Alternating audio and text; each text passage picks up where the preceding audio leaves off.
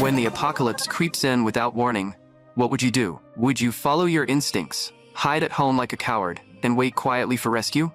Or would you force yourself to change and take the campus queen to a safer shelter? This boy chose the second path. He decided to throw away the weak, pathetic version of himself and fight to survive this broken world with her. Let's rewind a bit. After pulling an all-nighter gaming with his buddies, the boy was still half asleep and barely functioning. Suddenly, his alarm blared, dragging him into a brand new day. He crawled out of bed with zero motivation and couldn't help thinking how great it would be if he could just drop out. This boy's name was Jung Min-jun. The truth was, he didn't hate studying itself. What truly scared him was the campus that should have held his youth, but had instead turned into a living hell. At school, he had to endure endless beatings from the bully, Park Sung-bin. And on top of that, he had to put up with the cold, contemptuous stare of the campus queen, Han Ye-na. Han Ye-na was the queen of Sungwon High, and she had known Jung Min-jun for a long time. One of her parents was a hospital director, and the other was a specialist in a respected field. In short, she came from serious money. As for Yena herself, she was the undisputed star of her social circle.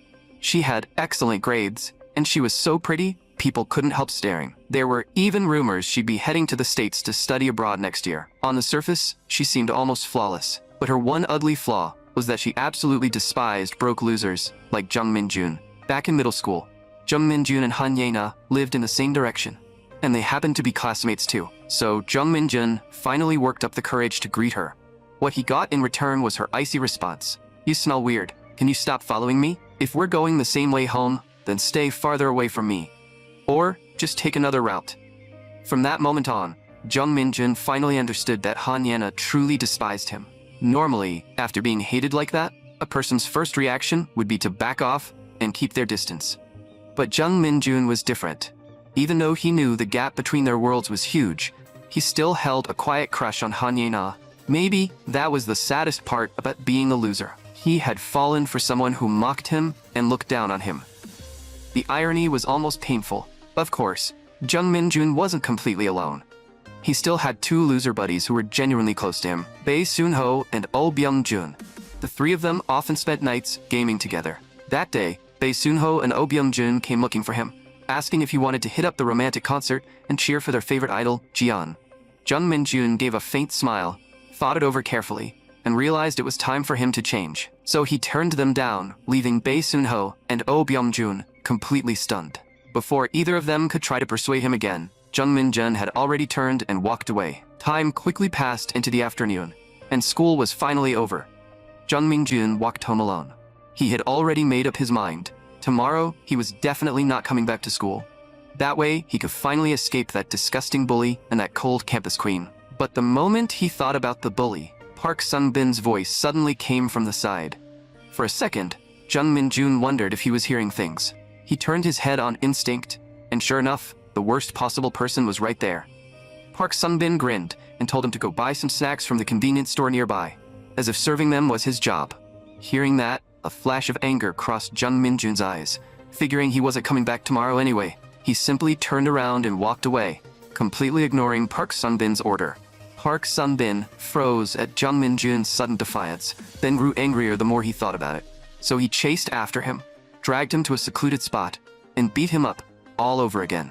At last, Jung Min-jun completely sapped. He screamed at Park Sung-bin to just kill him already. The moment those words came out, Park Sung-bin froze for a second. Then, he kicked Jung Min-jun hard again. He even threatened that if Jung Min-jun dared to leave his name in a suicide note, he would go kill his mother. After throwing down that threat, the group turned and left, leaving Jung Min-jun lying helplessly on the ground. By sunset, Jung Min-jun was walking home, unable to stop thinking that it would be great if tomorrow really were the end of the world. Or, maybe, dying outright would be better.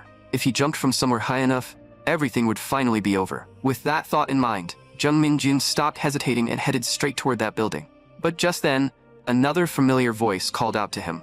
Jung Min-jun turned around and realized it was Han Ye-na, the campus queen. The first thing Han Ye-na did was question why he was in her apartment complex, asking if he had come there to steal something. That hit Jung Min-jun like a slap. He clenched his fist tightly and mocked himself in silence. Right.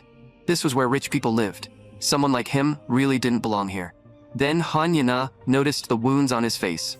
At first, she looked confused, but soon her tone turned sharp and mocking. She asked why Jung Min-jun never tried fighting back.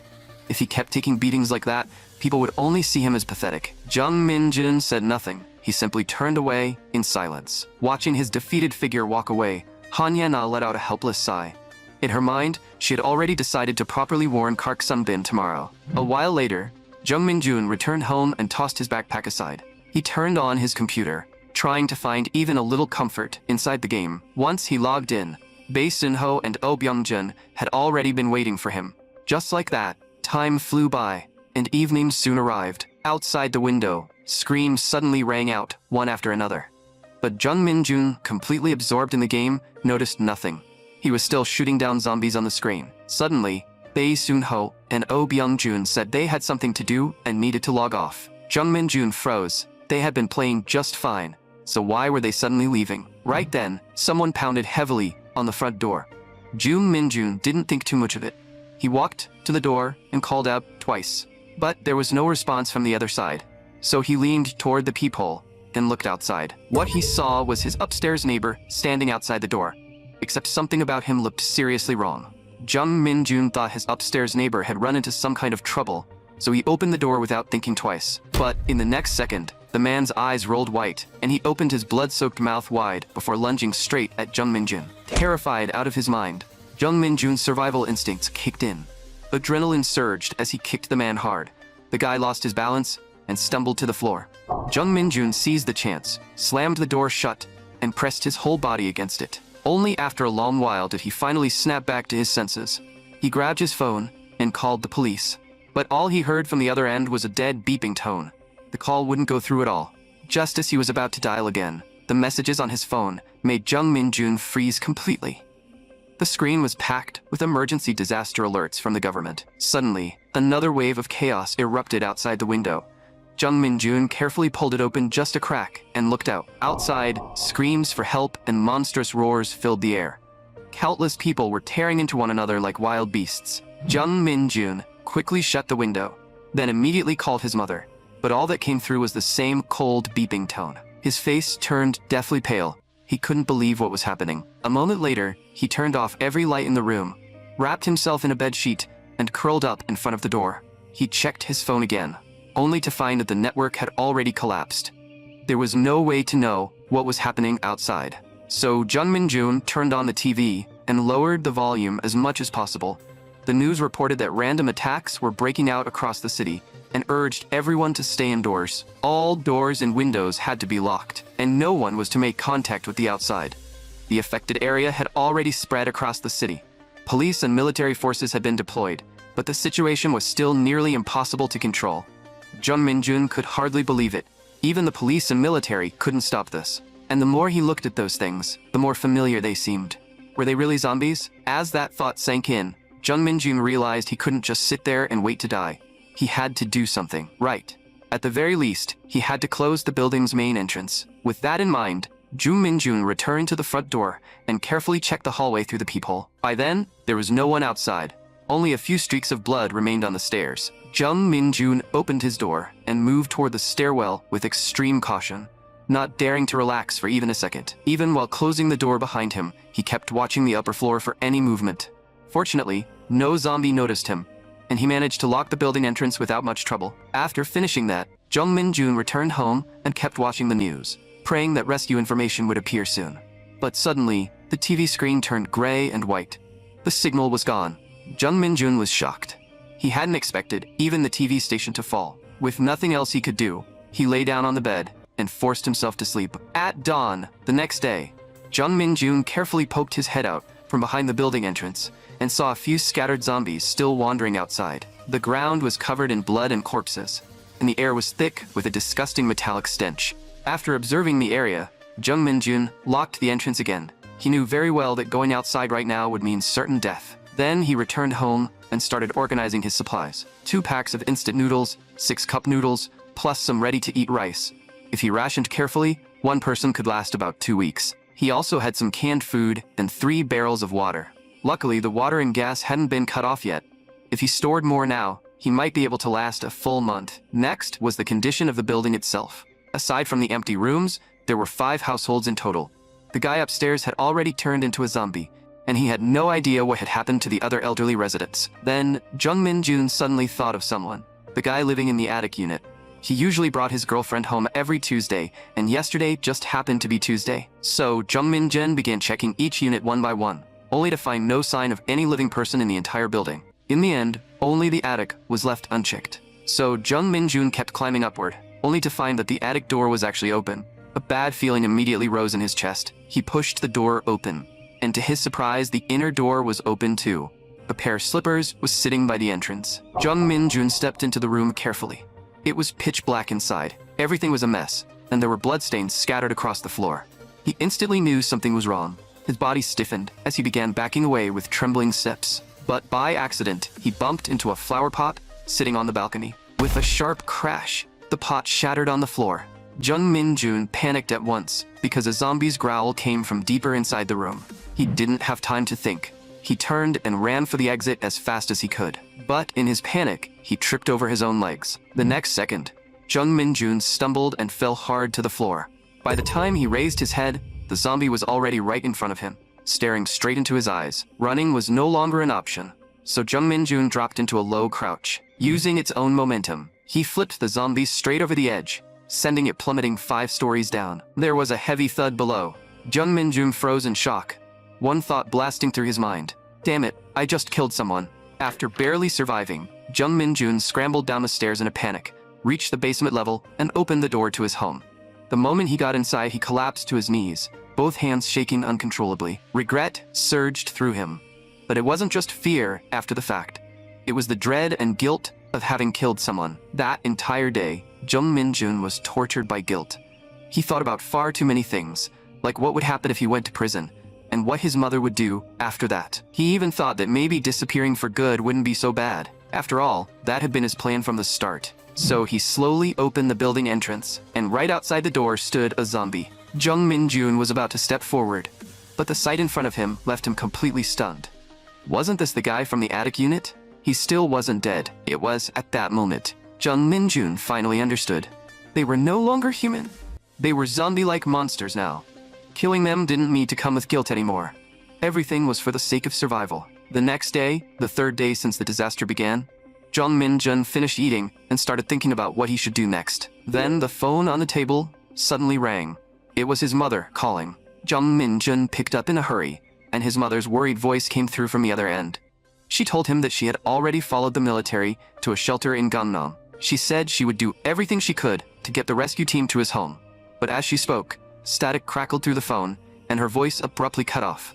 Jung Min-jun let out a frustrated curse. Still, at least he now knew his mother was somewhere safe. For him, that was enough. After learning that his mother was safe, Jung Min-jun felt so relieved that even his days-long constipation magically cleared up. While sitting on the toilet, Jung Min-jun began thinking about his next plan again. That was right. He had to reach the Gangnam shelter where his mother was. Just then, a voice seemed to come from outside the door, and it sounded like it was calling his name. Jung Min-jun thought he was so tense that he was hearing things. But then the voice came again. Jung Min-jun, are you in there? If you are, please open the door for me. Jung Min-jun froze on the spot because he knew that voice far too well. Wasn't that Han Ye-na? At that moment, Han Ye-na was crouched by the window, carefully tapping on a glass. But right then, a nearby zombie heard her voice. It opened its blood-soaked mouth wide and charged straight toward her. Han Ye-na completely panicked and screamed her lungs out. At the last possible second, Jung Min-jun threw open the entrance and shouted for her to get inside, fast. The moment Han Ye-na heard him, she didn't dare waste even a second. She rushed into the building, and Jung Min-jun followed right behind her, slamming the door shut. Once they got back inside the room, Han Ye-na collapsed onto the floor. Only then did Jung Min-jun notice that the soles of her feet were badly swollen. He instinctively asked if she was okay. But in the next second, Han Ye-na suddenly grabbed his clothes with both hands. She threw herself into his arms, her whole body still trembling. She was clearly terrified out of her mind. After a long while, Han Ye-na finally came back to herself. She slowly let go and thanked Jung Min-jun in a quiet voice. This was the first time Jung Min-jun had ever been this close to the campus queen. Saying his heart didn't race would be a complete lie. All he could do was scratch his head awkwardly and try to hide how flustered he was. Then, Han Ye-na scanned the room, as if she had noticed that his mother wasn't there. Jung Min-jun explained that his mother had gone out for work 3 days ago and was now somewhere safe. Han Ye-na gave a soft, but he couldn't tell what she was thinking. After a little while, she finally calmed down and asked Jung Min-jun for some water and a charger. A moment later, Han Ye-na sat on the floor, gulping down bottled water. Jung Min-jun winced as he watched. The water he had worked so hard to save was disappearing just like that. But after thinking about it, he knew it made sense. Han Ye-na had risked her life just to make it here. Once she finally settled down, Han Ye-na began telling him what had happened over the past few days. 3 days ago, on the same day she had run into Jung Min-jun at the apartment complex, she changed clothes and went somewhere nearby. Then, the biting incident suddenly broke out. Worse still, for some unknown reason, the people who got bitten also joined in and started biting others. Han Ye-na was forced to hide in the stairwell of a shop. There happened to be an unlocked door in the stairwell. When she pushed it open, she found a small meeting room inside. In the end, she hid there. Luckily, there was a bottle of water in the room, and she survived the next few days with just that. By the 3rd day, Han Ye-na was so thirsty and hungry that she was merely at her limit. Unable to take it anymore, she stumbled into an alley in a daze. That was when she remembered Jung Min-jun's home was nearby, so she hid and dodged her way through the streets, desperately making her way here. In the end, she finally reached the row house area where Jung Min-jun lived. After hearing all this, Jung Min-jun was stunned. He hadn't expected her journey to be that dangerous. More importantly, Han Ye-na had survived it all completely on her own. After finishing her story, Han Ye-na stood up, tied her hair back, and said she wanted to borrow Jung Min-jun's bathroom. But the moment she raised her arm, Jung Min-jun saw that her armpit was soaked with sweat. He blurted out without thinking, "Yeah, you really should wash up. Your armpit is completely wet. Looks like you sweated a lot." The second those words came out, Han Ye-na's face turned bright red. She kicked at Jung Min-jun and snapped that he really was a total loser. After cursing him out, she turned and went into the bathroom, warning him not to peek unless he wanted his eyes gouged out. Jung Min-jun was completely dumbfounded. Sure, he knew he was a loser, but he hadn't fallen so low that he would spy on someone in the bathroom. So he lowered his head and kept thinking about what they should do from now on. Now that Han Ye-na had joined him, food was definitely going to become a problem. The supplies that could have lasted a month would now be cut in half. Suddenly, Han Ye-na opened the bathroom door, startling Jung Min-jun. She told him to lend her a set of clothes because she needed to wash her own. Only then did Jung Min-jun react. He hurriedly dug out one of his washed shirts. After taking the clothes, Han Ye-na instinctively gave them a sniff. The smell was hard to describe, like an unwashed gym towel left in a locker for way too long. But right now, she had no other choice, so she had to make do. A little while later, Han Ye-na finished showering and changed into Jung Min-jun's clothes. Her body had accepted the outfit, but her nose clearly hadn't. After all, her sense of smell had always been naturally sensitive. By evening, the zombies' growls were still echoing outside the door. Inside the room, after the two of them finished a simple meal, they began discussing what they should do next. Jung Min-jun told Han Ye-na about his original plan to go outside. Han Ye-na was shocked the moment she heard it, and immediately said there was no way she was going out. She had barely survived escaping to this place. Jung Min-jun told her to calm down. That had only been his old plan. Now that she was here, their best option was to wait for the rescue team together. Hearing that, Han Ye-na finally relaxed a little. Then, she brought up the issue of food. Jung Min-jun thought for a moment and said that if they ran out, they would have to go upstairs and break into rooms to search for supplies. But right now, he only knew the attic had no zombies. He had no idea what was inside the other units. If they couldn't find food in the attic, then they would have to search outside. Han Ye-na was stunned all over again. She stood up at once and said absolutely not. Then asked Jung Min-jun if he wasn't afraid of those zombies. Jung Min-jun lowered his head helplessly, his eyes slowly dimming. Doesn't matter. My life was already a complete disaster anyway. Besides, from what he had seen, those things didn't run as fast as he had expected. As long as they stayed careful, there should still be a chance. He'd just treat it like an extreme game of hide and seek. If he thought of it that way, maybe it wouldn't feel so terrifying. Han Ye-na had no idea how to respond. At a time like this, he was still making jokes like that? After saying that, she stretched out her legs and lay down, saying she was going to sleep. Jung Min-jun nodded and started making the bed. But just as he was about to lie down, he saw Han Ye-na glaring at him with clear irritation. "Are you insane? You seriously want to sleep with me?" She pointed toward the bathroom door and said, "You sleep over there." Jung Minjun scratched his cheek and could only agree helplessly. Later that night, Jung Minjun lay down in the cramped little space. It was tiny, but for some reason, it gave him a strange sense of safety. Meanwhile, Han Ye-na listened to the zombies growling outside the window, and any trace of sleepiness vanished. For some reason, fear started creeping in, so she called out to Jung Minjun outside and told him to come in and sleep. Jung Minjun didn't overthink it. He just played the loyal bodyguard and stayed beside her. Early the next morning, Han Ye-na was sleeping soundly on the bed, showing none of the fear or worry from the night before. Jung Minjun was speechless. Forget her sleeping posture. Her sense of danger was way too weak. A little while later, Han Ye-na sat up, still looking half asleep. She instinctively turned her head and saw Jung Minjun already dressed. So she asked where he was going. Jung Minjun didn't hide it. He said he was going to check the attic for supplies. Han Ye-na was shocked the moment she heard that, and immediately wanted to talk him out of it. But Jung Minjun had already made up his mind. He only promised that he would be extra careful. After saying that, he opened the door and headed upstairs. When he reached the building entrance, he didn't expect to find cracks already spreading across the supposedly sturdy glass door. That sent a chill through him. This entrance probably wouldn't hold for much longer. Then Jung Minjun continued upstairs.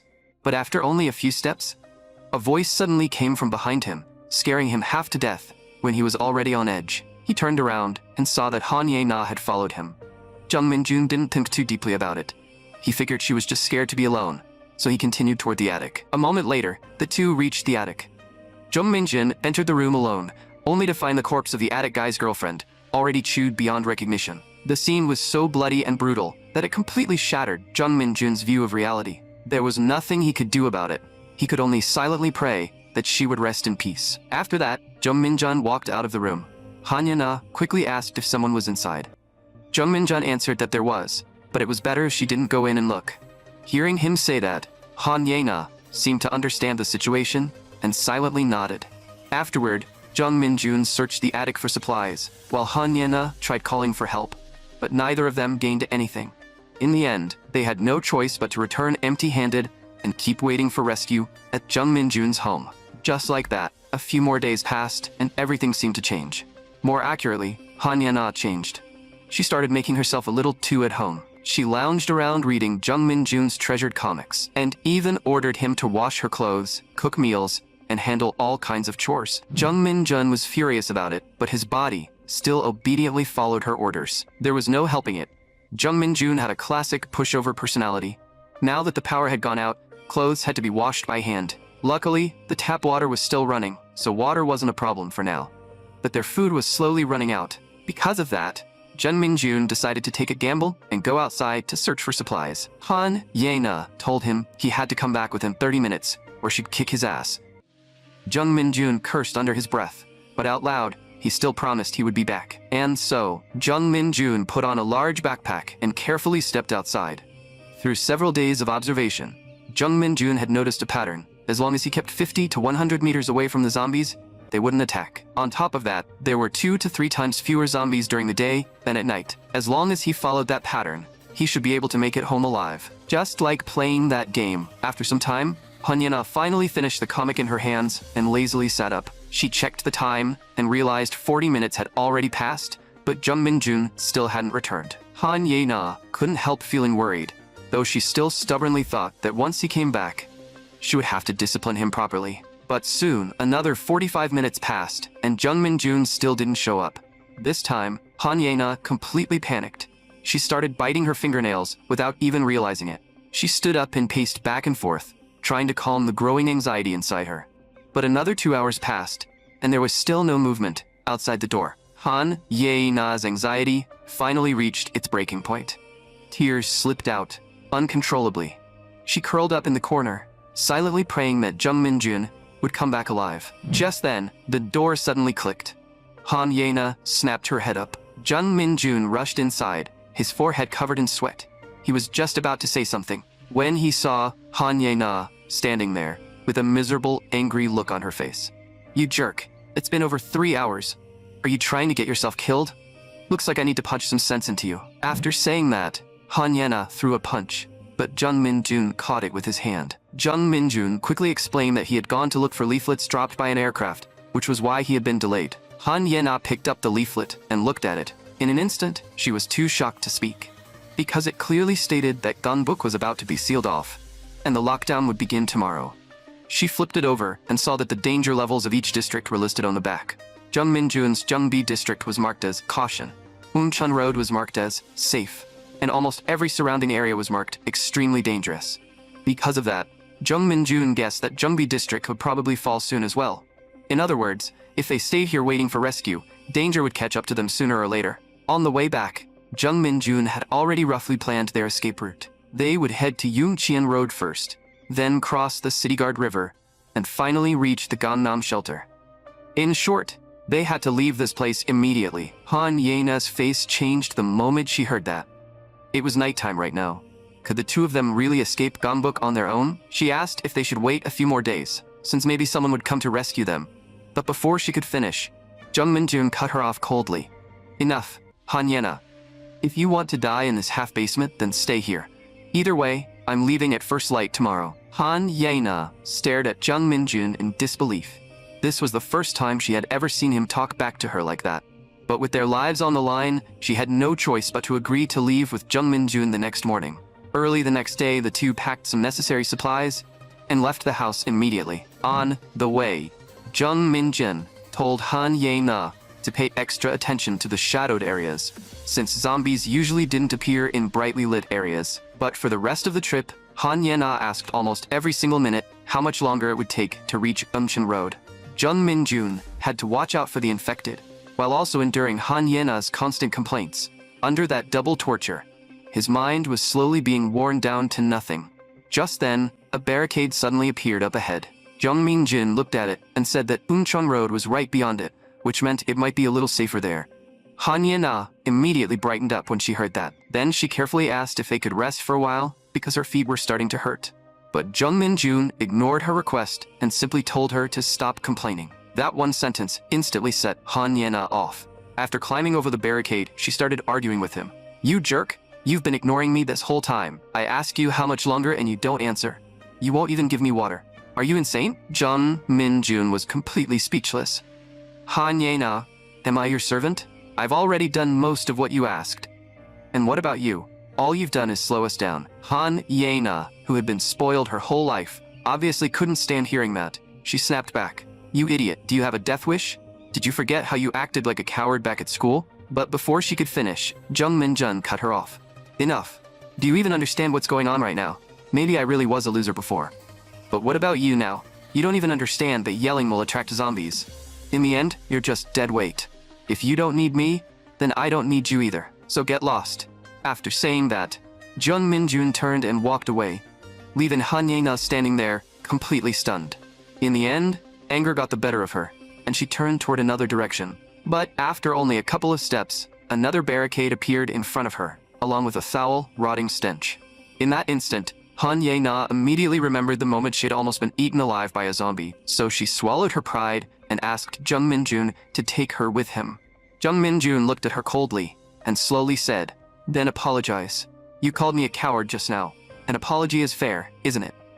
And if you want to stay alive from now on, be a little nicer to me. Han Ye-na clenched her teeth hard, but tears still spilled out uncontrollably. Yet, just as she said the words, I'm sorry, a group of zombies suddenly appeared behind her. Jung Min-jun had no time to think. He grabbed Han Ye-na's hand and dragged her forward as they ran for their lives. Just when the two of them had no idea where to go, a survivor appeared up ahead and shouted for them to get inside. After rushing in, Jung Min-jun used every bit of strength he had, helping the man try to force the gate shut. But they were still a step too late. The zombies had already reached them, and closing the gate now was impossible. So everyone had no choice but to turn and sprint deeper into the alley. Then another obstacle appeared up ahead, and Jung Min-jun pulled Han Ye-na up to climb over it. After that, he jumped down. Jung Min-jun was fine, but Han Ye-na unfortunately twisted her ankle. Right then, two zombies heard the movement and charged toward them with their blood-soaked mouths wide open. Jung Min-jun pulled a dagger from his jacket, ready to fight back with everything he had. But in the next second, the roar of a motorcycle came from behind them, and the person on it shouted for the two of them to duck. Jung Minjun heard the warning and didn't hesitate for even a second. He immediately pulled Han Ye-na down with him. The next moment, a baseball bat smashed straight into the zombie's face. Jung Minjun looked closely and realized the person who had saved them was actually Park Sun-bin. After taking down one zombie, Park Sun-bin's lackeys arrived as well and quickly finished off the other one. Then, Park Sun-bin looked at the two of them with a nasty grin and greeted them like they were old friends. Didn't expect to run into you two here. So, did you two meet on the road or something? Because this is one weird combo. Han Ye-na stepped forward and thanked Park Sun-bin, while Jung Minjun lowered his head, not daring to meet his eyes. After a few casual words, Park Sun-bin told Han Ye-na to sit behind him. As for Jung Minjun, no arrangement was made for him at all. Han Ye-na instinctively looked toward Jung Minjun. She hesitated before saying, Jung Minjun is coming with us too, right? But where is he supposed to sit? The two lackeys sneered and told Jung Minjun to fend for himself, saying bringing him along would only make him dead weight. But unexpectedly, Park Sun-bin said they could take him. After all, in times like this, more people meant more strength. Jung Minjun thought for a moment, but still rejected Park Sun-bin's offer and turned to leave. Yet, when he saw Han Ye-na about to be taken away, his heart filled with worry, because he knew very well what kind of intentions these people had toward her. Before the apocalypse began, during a gathering, Park Sun-bin had once suggested finding a chance for all of them to drag Han Ye-na into bed. Back then, Jung Minjun had found it almost impossible to believe. He never thought human nature could become that ugly. Thinking of that, Jung Minjun finally stopped being afraid and agreed to go with Park Sun-bin. Hearing that, Park Sun-bin revealed a strange smile. That's more like it. Following us is the right choice. Sometime later, the group arrived under an overpass. Jung Minjun knew this place all too well, because this was exactly where Park Sun-bin used to beat him up. After walking in, Jung Minjun quietly warned Han Ye-na to be careful around these guys, and to look for a chance to slip away. But Han Ye-na said it was fine, because Park Sun-bin had been her follower since they were young. Jung Minjun was completely speechless at how naive she was. He lowered his voice and reminded her, Han Ye-na, this is the apocalypse now. Do you still think he's the same Park Sun-bin who graduated from the same school as you? After hearing him say that, Han Ye-na seemed to finally realize the situation. She turned and called out to Park Sun-bin, then carefully asked if he could let them leave, saying her parents were at the Sepyeong Road shelter. Park Sun-bin's face turned cold. As far as I know, Sepyeong Road has already fallen. And why would you risk your life leaving with an idiot like Jung Minjun? If you really want to go, we'll take you there tomorrow. Han Ye-na panicked and quickly explained that she was just a little anxious. After saying that, she grabbed Jung Minjun and tried to leave. But in the next second, Park Sun-bin's lackeys blocked their path with baseball bats. Han Ye-na turned back to look at Park Sun-bin in disbelief, and panic finally took over her heart. Jung Minjun froze as well. In the end, Han Ye-na had no choice but to agree to Park Sun-bin's demand and rest there for the night. Only then did Park Sun-bin stop pressing them and lead the group deeper inside. A moment later, everyone arrived at an unfinished building. Park Sun-bin called out "boss" to the fat man in front of them. The moment the fat man saw Han Ye-na, his eyes nearly locked onto her. His name was Lee Bong-gui. He was a small business owner, and also one of her creepy admirers. Lee Bong-gui stood up and told Han Ye-na not to worry, saying this place was safe and that they had plenty of supplies. Jung Minjun used that chance to quietly observe the surroundings. The place really did have most of the equipment they needed. Then he looked to the other side and saw 3 construction workers sitting on the ground. From the look of it, Lee Bong-gui had taken over their place by force. Listening to the filthy comments coming from Lee Bong-gui and Park Sun-bin, at that moment, Han Ye-na finally regretted it. If she had known things would turn out like this, she should have listened to Jung Minjun from the start. With that thought in mind, she lightly poked Park Sun-bin on the back. Then, she called him aside and whispered a few words to him. Park Sun-bin, stop messing around. Can you just let me go? Honestly, before I followed you here, I had no idea things would be like this. You know I don't like places like this, and I don't believe the bridge over the City Guard River is really sealed off. So I still want to follow my original route. I'm leaving first. After saying that, Han Ye-na turned to go. But in the next second, Park Sun-bin grabbed her by the arm. Do you still think you're some precious princess? Did I say you could leave? Han Ye-na stared at what was happening in disbelief, her whole body freezing in place. Just then, Jung Minjun suddenly appeared and grabbed the left hand Park Sun-bin was using to hold Han Ye-na. Seeing that, Park Sun-bin finally lost his patience. He took off his jacket, ready to beat Jung Min-jun down right there. Fortunately, Lee Bong-gui stepped out just in time, saving Jung Min-jun from a brutal beatdown for the moment. Park Sun-bin immediately took the chance to snitch, saying Jung Min-jun was hiding a knife on him. That was something Lee Bong-gui couldn't ignore, so he ordered Jung Min-jun to hand it over immediately.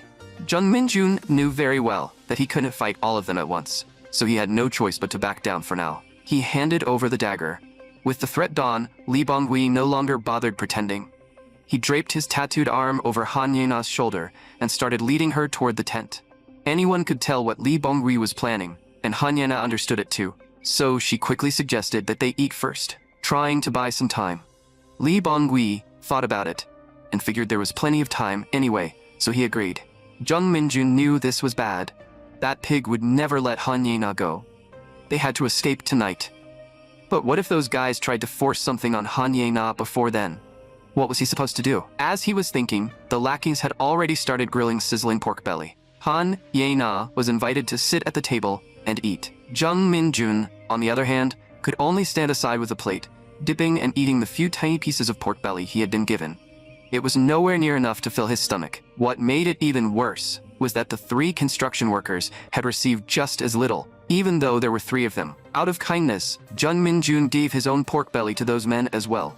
The construction workers were genuinely surprised. They hadn't expected anyone to still show that kind of kindness in the middle of the apocalypse. Time quickly passed into night. The city that had once been bright and glamorous was now swallowed by darkness. Inside the unfinished building, Han Ye-na sat beside Jung Min-jun, restless and deeply worried. Lee Bong-gui shouted from the side, telling Han Ye-na to come sit with him. Han Ye-na naturally refused, saying she was going to sleep outside. When Lee Bong-gui heard that, he couldn't hold himself back anymore. He stood up and moved to drag Han Ye-na into the tent by force. But at that moment, Park Sun-bin stopped him. Park Sun-bin said coldly, "Lee Bong-gui, know when to stop. Calling you boss was just me humoring you. Don't push your luck." The veins on Lee Bong-gui's forehead bulged with anger. One of the lackeys nearby still had no idea what was happening and tried to step in to break things up. But it was already too late. Lee Bong-gui had thrown a punch. However, that little trick was nowhere near enough to beat Park Sun-bin. He slipped behind Lee Bong-gui and put him in a chokehold. Seeing this, Jung Min-jun immediately realized their chance had come and told Han Ye-na to run now. But Park Sun-bin noticed them. He quickly ordered his lackeys to stop the 2 of them. Han Ye-na couldn't dodge in time and was grabbed by Kim Sun-un. In desperation, Han Ye-na bit down hard on Kim Sun-un's arm. Kim Sun-un cried out in pain and let go, giving Han Ye-na the chance to break free and run toward Jung Min-jun. But in the next second, the furious Kim Sun-un raised a knife and tried to stab Han Ye-na.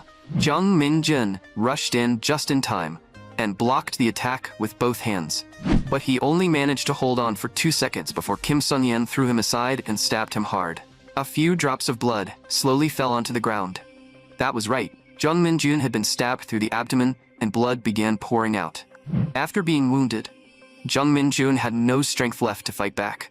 He was quickly pinned down and beaten by 2 of Park Sun-bin's lackeys. At that moment, Park Sun-bin finally dealt with Lee Bong-gui and grabbed Han Ye-na tightly by the wrist. He stared at Han Ye-na and said darkly, "You know, I've had my eye on you for a long time. Other girls were easy. You were the only one who never took the bait.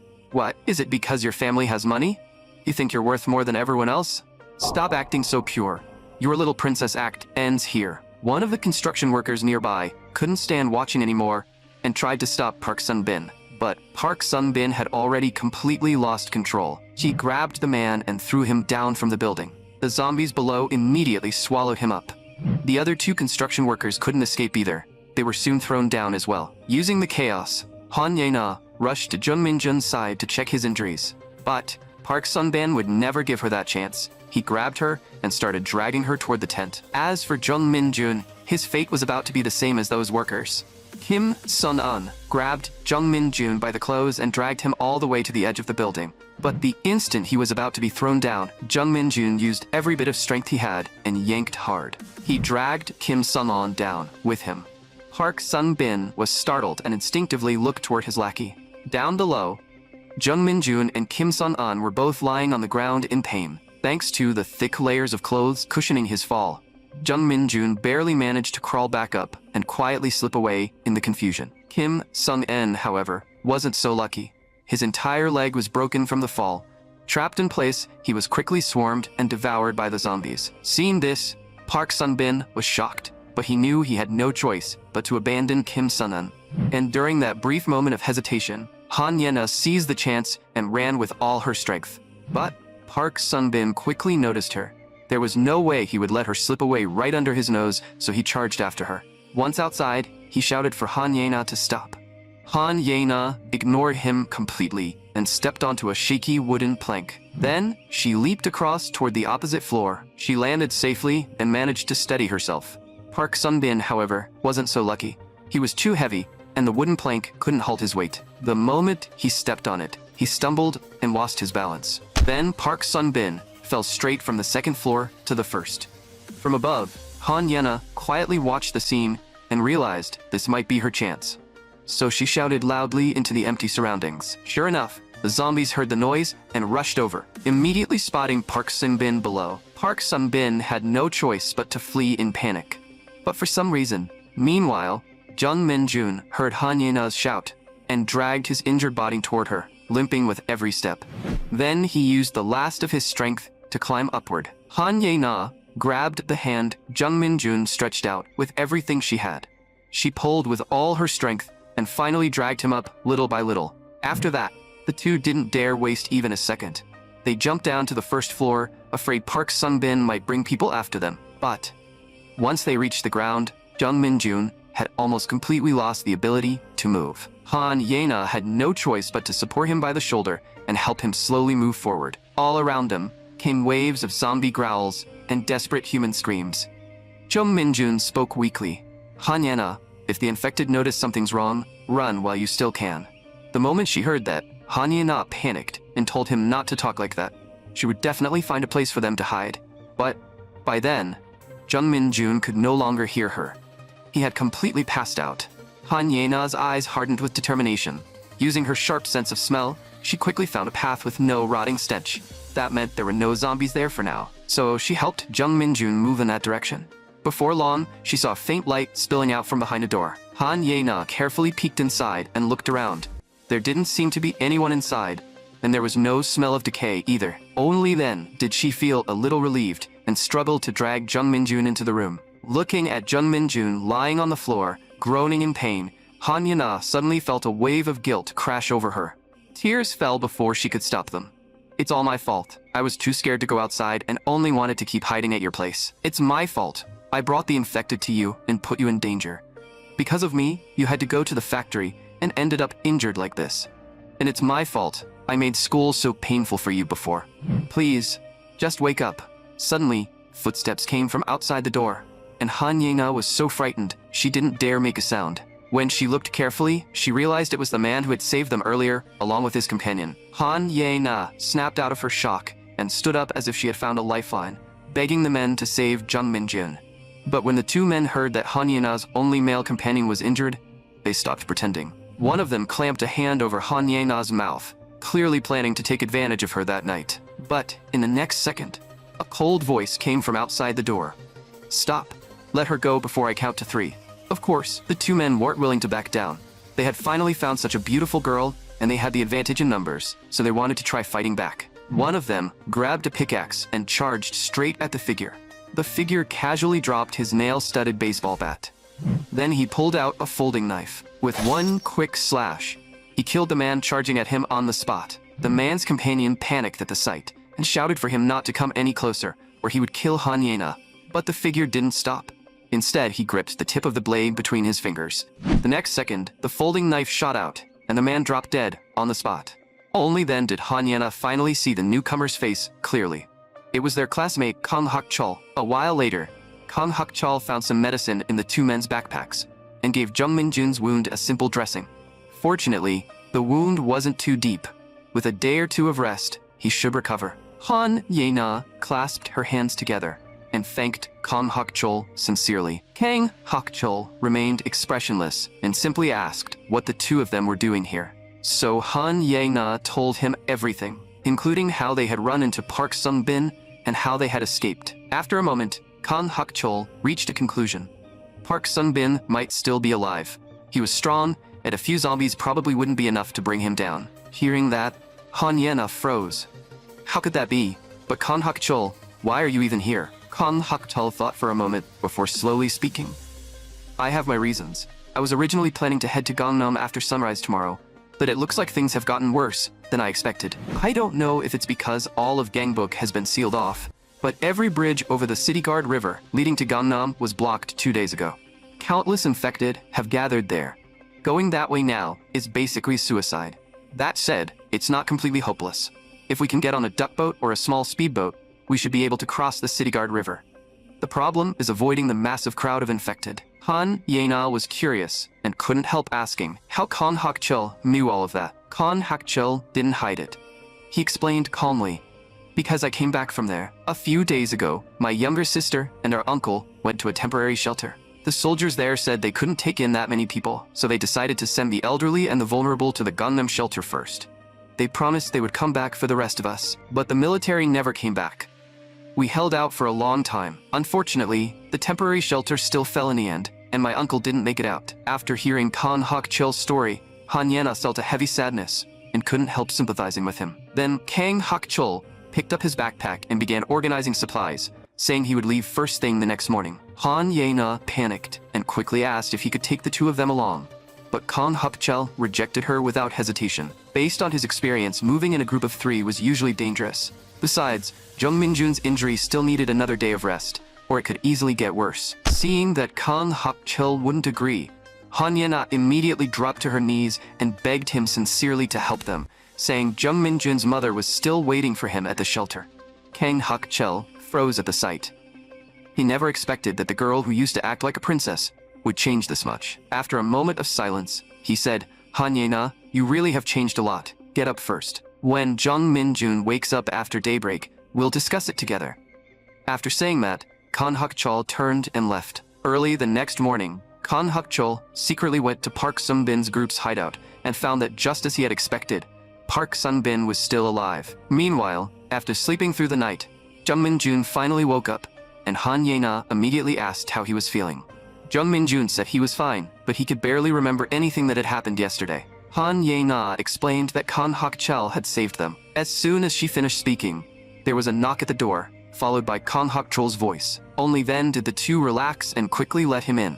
Kan Hak-chol entered the room and tossed Jung Min-jun's backpack onto the bed. I found this on the 2nd floor of the factory. Oh, and a pair of glasses too. Jung Min-jun took the glasses and thanked Kan Hak-chol again. At that moment, Han Yena asked Kan Hak-chol if Park Sun-bin was still alive, since he had already gone to the factory. Kan Hak-chol replied that it was just as he thought. Park Sun-bin was no longer there. The only one left was Park Sun-bin's infected lackey, and the motorcycle was gone too. Park Sun-bin had probably ridden it away. Hearing that, Han Yena grew uneasy. Doesn't that mean we might run into him again? Kan Hak-chol told her not to worry too much. If it's a fist fight, I might not beat him. But when it comes to taking lives, I'm better. Then, Kan Hak-chol suddenly changed the subject. Right, like I said yesterday, I'm heading to Gangnam. Are you two coming? Faced with that invitation, Jung Min-jun agreed without even thinking. Since both of them agreed, Kan Hak-chol picked up a marker and began making a plan. First, if we want to cross the City Guard River, aside from taking a boat like I mentioned yesterday, there's one other option. We take the long way around and pass through Line 5. Jung Min-jun suddenly realized what he meant.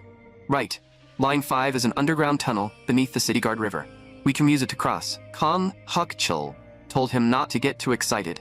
After all, no one knew whether that route had already been blocked. And so, the 3 of them discussed the plan from daytime all the way into night. In the end, Kan Hak-chol listed 3 survival rules. First, never rush into anything. Second, unless they were relocating to another district, whenever they moved near a temporary base, they had to act in groups of 1 or 2. They should avoid having all 3 people exposed outside at the same time. And the final rule, when your life is under threat, never gamble your own life to save someone else. Kan Hak-chol gave an example. Even if I ended up in that situation, I would protect myself first. So don't ever think about sacrificing yourself for someone else. Jung Min-jun felt extremely uncomfortable under his gaze, cold sweat running down his back. Early the next morning, the weather outside was clear, and the infected were growling much less than before. It was the perfect time to move. The three of them were ready to leave.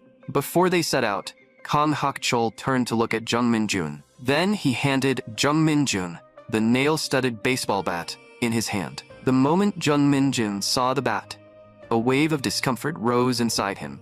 Kang Hak-chol explained that he wasn't giving it to him to fight the infected head-on, but to scare off bad people and protect himself in an emergency. After hearing that, Jung Min-jun silently nodded. Afterward, the three walked down the empty street, staying tense and alert with every step. As they walked, Han Yena suddenly told them not to take that road, because her nose was telling her there were many infected ahead. Kang Hak-chol paused when he heard that. Can you sense where the infected are? That was when Jung Min-jun finally remembered that several times before, Han Yena's sense of smell had helped them avoid the infected. To confirm his guess, Kang Hak-chol decided to scout ahead. Sure enough, just around the next corner, several infected were wandering near the intersection. After checking the area, Kang Hak-chol returned to the group and thought to himself that as long as Han Yena stayed with them, the road ahead would be much easier. Just then, Jung Min-jun looked up and noticed several infected wearing military uniforms on a building not far away, and one of those infected even had a rifle slung over his shoulder. Kang Hak-chol's eyes lit up at the sight, and he quickly told everyone to follow him. A little while later, inside a nearby building, Kang Hak-chol took out a pair of binoculars and observed a building across from them.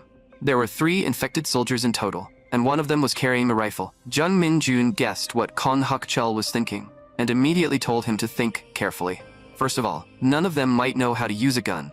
Even if they got it, there might not be any bullets in the magazine, and the gunshots could attract even more zombies.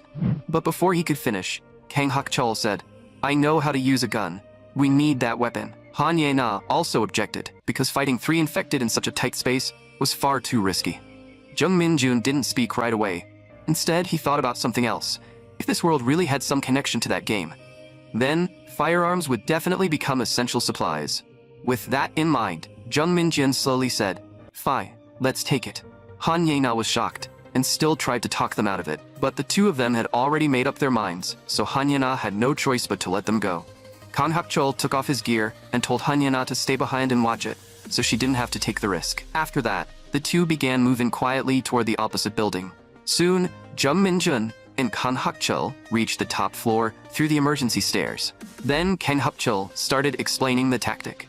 First, he would rush in and take down the nearest infected. When the other 2 infected lunged at them, Jung Min-jun would use the nail-studded bat to deal with one of them. Jung Min-jun nodded, showing that he understood. Then the operation began. Unfortunately, plans were easy in theory, but reality was far more brutal. Kang Hak-chol never expected the first infected to stumble strangely at the critical moment, causing his opening strike to fail. Seeing the situation turn bad, Kang Hak-chol immediately changed tactics and attacked another infected with full force. But the knife only left a shallow cut and did no real damage.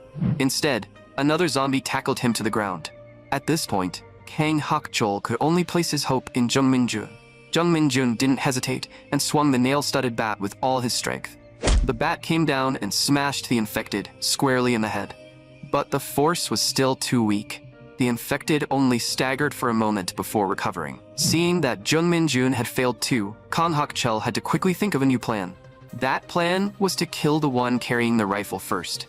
He drove his knife down hard, piercing straight into the infected soldier's brain.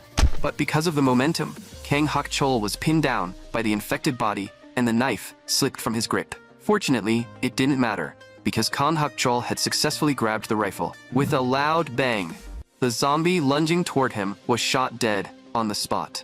Then another gunshot rang out. Han Yena jumped at the sound of the gunshot. She quickly picked up the binoculars and checked the situation across from her. Only after seeing that Jung Min-jun and Kang Hak-chol were both safe did she finally relax a little. However, because of the gunshots, many infected had already been drawn toward them. But one infected was different. It wasn't drawn away by the sound. Instead, it stared straight in Han Yena's direction. Han Yena was confused for a moment and thought she was just seeing things. But in the next second, that infected actually cracked a creepy smile. Seeing that, Han Yena immediately crouched down and clamped a hand over her mouth, not daring to make even the slightest sound. But soon, clanging noises came from downstairs. Han Yena's heart sank, and all she could do was pray that Jung Min-jun and Kang Hak-chol would come back quickly. Suddenly, a low, infected growl sounded from the hallway. It was quiet, but Han Ye-na still caught it. The next moment, the infected appeared right where she had been standing moments earlier. Han Ye-na covered her mouth, squeezed her eyes shut, and did everything she could to hide her presence. After a while, the infected's movement seemed to disappear. Only then did Han Ye-na slowly open her eyes. But she found the infected staring right at her with that same smile. At last, she couldn't hold back anymore and screamed, "Help!" At that life-or-death moment, a dagger pierced straight through the creepy infected's head with perfect accuracy. Blood splashed across Han Ye-na's face. She looked up and saw that Jung Min-jun and Kang Hak-chol had finally returned. A little while later, Han Ye-na told the two of them everything she had just seen. At first, neither of them fully believed it. But looking at Han Ye-na's terrified expression, it was hard not to suspect that something was wrong. Jung Min-jun explained that it might have been a mutated infected. For example, some infected could climb ladders, jump, or even gather together to plan tactics. The moment he said that, Kang Hak-chol looked at him suspiciously. "And how do you know that?" Jung Min-jun didn't hide it. He could only explain, "You might not believe me, but the infected are really similar to a game I used to play. And before all this happened, I was completely hooked on that game. Maybe I'm just imagining things." After he said that, the air fell silent for a brief moment. The awkwardness made Jung Min-jun embarrassed, so he shouted for everyone to forget what he had just said. A little while later, after they finished eating, the group continued heading toward Line 5. As they walked, Jung Min-jun noticed that something seemed off with Kang Hak-chol's steps. He quickly asked if Kang Hak-chol was injured, but Kang Hak-chol said it was fine and that he had only strained a ligament. The moment Jung Min-jun heard it was a ligament strain, he was shocked and complained that they had literally just made a survival rule about not pushing themselves too hard. Kang Hak-chol said it was fine. Compared with what he had been through before, this was nothing. Suddenly, the growls of infected came from a nearby building. Right after that, a man's cry for help came from the upper floor, and everyone instinctively looked up. They saw an older man desperately calling for help from the attic area. The man said he had gone out to search for supplies, only to be trapped there by the infected. The roll-up door downstairs had been shut from the outside by several other survivors. Kang Hak-chol lowered his head and thought for a moment. If the roll-up door was shut from the outside, that meant the building had already been isolated. Trying to rescue the man would likely expose them to infected attacks, which was clearly not a smart move. So he could only say, "Sorry, sir. We can barely protect ourselves right now." After that, Kang Hak-chol signaled for Jung Min-jun and Han Ye-na to keep moving. The older man completely panicked and begged them again through tears. "Please, help me. My wife and child are still waiting for me at home, and my daughter is missing too. If even I can't make it back." Jung Min-jun was just about to comfort him, but Kang Hak-chol stopped him. Jung Min-jun knew very well that there was no reason to risk their lives for a stranger right now, but it just didn't sit right with his conscience. Suddenly, Jung Min-jun thought of a method and called everyone back. A little while later, they arrived at a narrow tunnel. The inside was packed with cars, leaving only a small gap, barely wide enough for one person to pass through. That was right. Jung Min-jun's plan was to lure the infected inside, then trap them there.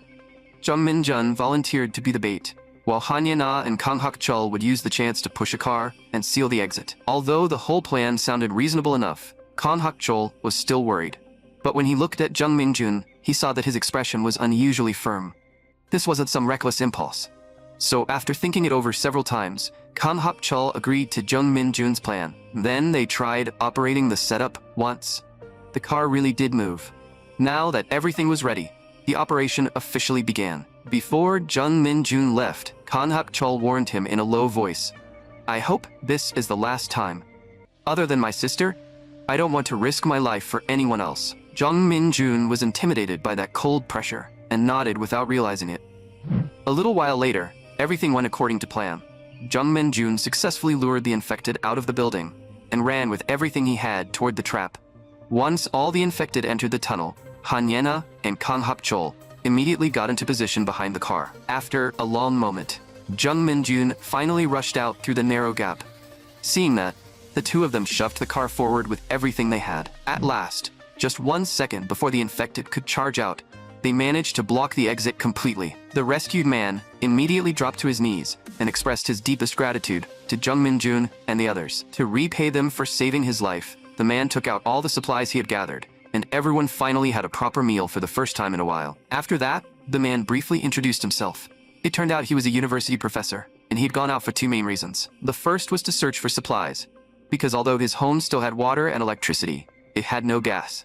The second was to look for his missing daughter. His daughter had lost contact on the day the disaster broke out, and he had been discovered by the infected while searching for her, which was how he ended up trapped in that building. After just those few words, Jung Min-jun and Han Ye-na could basically tell that the professor was a good man. Kang Hak-chul, however, remained cold and stayed cautious around any outsider. Right then, the professor asked where they planned to sleep tonight. If they had nowhere to go, they could come to his home. It had water, electricity, and plenty of supplies. Under normal circumstances, this kind of invitation would be worth accepting. But after what happened with Park Sung-bin, Jung Min-jun and Han Ye-na couldn't help hesitating when someone invited them to another place. Still, Kang Hak-chul was with them this time, so safety shouldn't be a major issue. Besides, they really did need a temporary base for the night. So, in the end, the three of them accepted the professor's invitation. A little while later, the three of them stopped in front of a detached villa. The professor said this was his home. Kang Hak-chul looked up and realized the place was powered by solar panels. No wonder it still had electricity. On top of that, there were wire fences along the walls.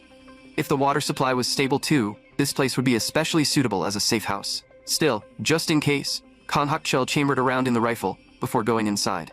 Then the professor shouted toward the inside, "Honey, open the door." The door soon opened in response. Kang Hak-chul told Jung Min-jun and Han Ye-na to wait for a moment while he went in first to check the situation. If the man had lied to them, Kang Hak-chul wouldn't hesitate to shoot and take the safe house by force. But once he entered, the scene in front of him left him stunned. The man hadn't lied. His family really had been waiting at home for his safe return. When Jung Min-jun and Han Ye-na saw that there was still no movement from inside, they followed him in. Then the group saw the warm scene inside. In the middle of the apocalypse, something like this was almost rare enough to feel unreal. The professor's wife, Moon Ji-young, warmly told everyone to rest. She said the house had everything they needed, so they could wash up first, while she prepared dinner. Han Ye-na was stunned when she heard that. After so many days, she could finally wash herself properly. The moment Moon Ji-young saw Han Ye-na, she stepped forward and held both of her hands tightly. She praised Han Ye-na for being truly beautiful, saying she reminded her of her own daughter. Unfortunately, her daughter was still missing. Sensing the mood turn heavy, Han Ye-na quickly comforted Moon Ji-young and told her that her daughter must still be alive. Only then did Moon Ji-young's emotions settle a little. Meanwhile, Jung Min-jun went to check on Kang Hak-chul's injury. But once he looked, he was shocked. Kang Hak-chul's foot was already badly swollen. Kang Hak-chul said it was fine and that he only needed to rest here for a while. A little later, Moon Ji-young had finished preparing the meal, and all six of them gathered around the table. During dinner, the professor was shocked to hear that Jung Min-jun's group planned to cross the City Guard River through Line 5. That was because the last place where he had contacted his daughter was Gwangnam-ru Station, the final station of Line 5 near the City Guard River. He had wanted to go there himself to look for clues about his daughter, but the road there had already been blocked. So his only option was to walk to Janghan Station, but that area had long since been taken over by the infected. Kang Hak-chul thought about it. If the road was blocked, that meant they couldn't drive there. Did they really have no choice but to go on foot? With that question hanging in the air, night quickly arrived. Moon Ji-young brought Han Ye-na to her daughter's room and told her to rest there without worry. Jung Min-jun and Kang Hak-chul were supposed to sleep in her son's room, but Jung Min-jun quickly waved his hands and said he and Hak-chul could sleep in the living room. Han Ye-na secretly glanced at Jung Min-jun as if she was thinking about something. After a while, she slowly said that she wanted to sleep in the living room with everyone too. Moon Ji-young noticed the strange look on Han Ye-na's face. As someone with life experience, she seemed to understand, so she stopped trying to persuade her. That night, the injured Kang Hak-chul slept on the softer sofa, while Jung Min-jun and Han Ye-na slept on the floor nearby. After everything was arranged, time ticked by, and the three of them soon drifted off to sleep. No, more accurately, Kang Hak-chul was the one who fell asleep quickly. Jung Min-jun and Han Ye-na couldn't sleep at all, not after everything they had been through. So Han Ye-na sat up and asked Jung Min-jun to talk with her for a while. She spoke first, asking what Jung Min-jun had been thinking about earlier. Jung Min-jun stayed silent for a moment, before answering quietly, "I was thinking about my mom. I don't know if she's doing okay, or if she's in danger. She must be worried about me being stuck here too. After seeing the professor's family, I just miss her even more." Hearing that, Han Ye-na felt a complicated ache in her chest. After a long pause, She replied, "Don't worry, I'll help you find your mom." Jung Min-jun turned his head and quietly said, "Thank you." Suddenly, Jung Min-jun sat up as if something had just occurred to him. "Yena, I'm only asking because I'm curious, but do you not know where your parents are either? Because it feels like you don't really care about them that much. Is that really okay? They're still your only parents." Han Yena fell silent, hesitation written all over her face. After a while, she finally said in a low voice, "I guess there's no harm in telling you about my parents. My family is actually a remarried family. It was never harmonious." Jung Min-jun froze when he heard that. Han Yena continued, "You probably know my dad is a famous doctor at a general hospital, and my mom used to work at a medical research institute. But they divorced when I was little.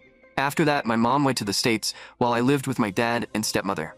That day, after I parted ways with you, I rushed back home. Honestly, I didn't want to go back at all, because my stepmother kept bringing her lover home behind my father's back. And I don't know what weakness she had on my dad, but he actually kept turning a blind eye to her cheating. I didn't want to stay in that filthy house. So after changing clothes, I planned to go out and get some air. After that, everything happened just like I told you before. The biting incidents suddenly broke out. I was forced to hide in that small meeting room. Of course, I called my dad too, but he never picked up. So I had no choice but to place my hope in my stepmother. But that woman told me to fend for myself and not get in the way of her escape. In the end, my stepmother abandoned me and ran, and I never managed to contact my dad. So I'm not curious about where they are at all. Right now, the only person I miss is my mom, far away in the States." After hearing that, Jung Min-jun finally understood. So this was the real reason Han Yena wanted to study abroad in the States. As she spoke, Han Yena's expression slowly fell. "So now, there's no one left around me." Jung Min-jun stayed silent for a moment before speaking quietly. "No, Yena, you're not alone. You still have me, and you still have Hakchul. We're going to survive until the very end." The moment he said that, Han Yena's cheeks flushed bright red. After opening up to each other that night, the two of them finally relaxed a little, and before long, they drifted off to sleep. Early the next morning, everyone was still asleep, and Han Yena's sleeping posture was still a complete disaster. But suddenly, the roar of a car engine came from outside the door, and Kang Hakchul woke up instantly. He grabbed the rifle and quickly moved into the yard. The sound of car doors opening and closing confirmed his suspicion. Kang Hakchul didn't hesitate. He immediately grabbed a ladder and prepared to check the situation outside. Once he climbed up near the top of the gate, he raised the rifle without a second of hesitation and aimed downward.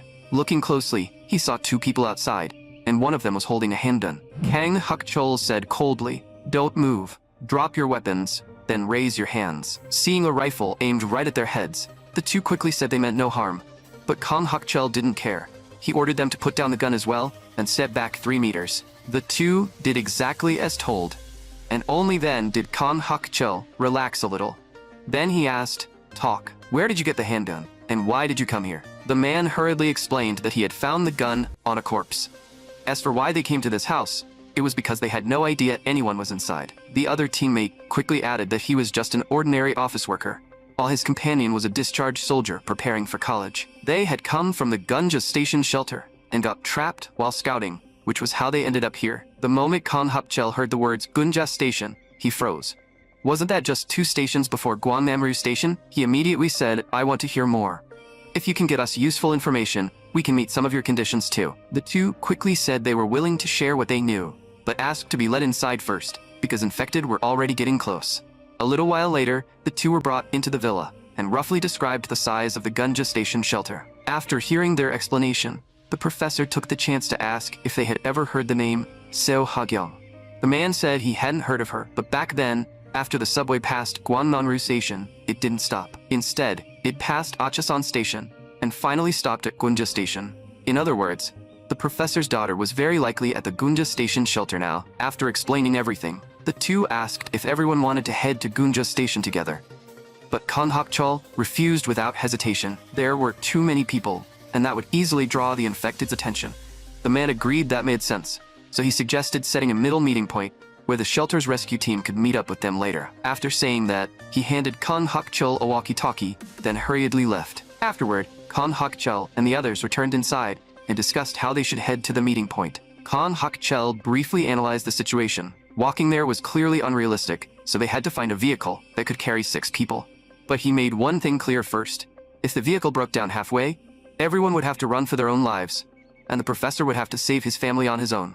So they needed to think carefully about whether they truly wanted to go to the Gunja station shelter. Sometime later, Han Yena began organizing everyone's supplies, preparing to leave the villa at any moment. But Jung Min-jun was nowhere to be seen, which felt a little unusual. So she went upstairs to So Ha-jun's room and found that Jung Min-jun was indeed there, apparently talking about games with him. That surprised Han Yena a little.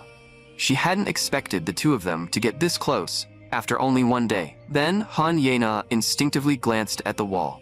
There, she saw a poster of Lu Meng.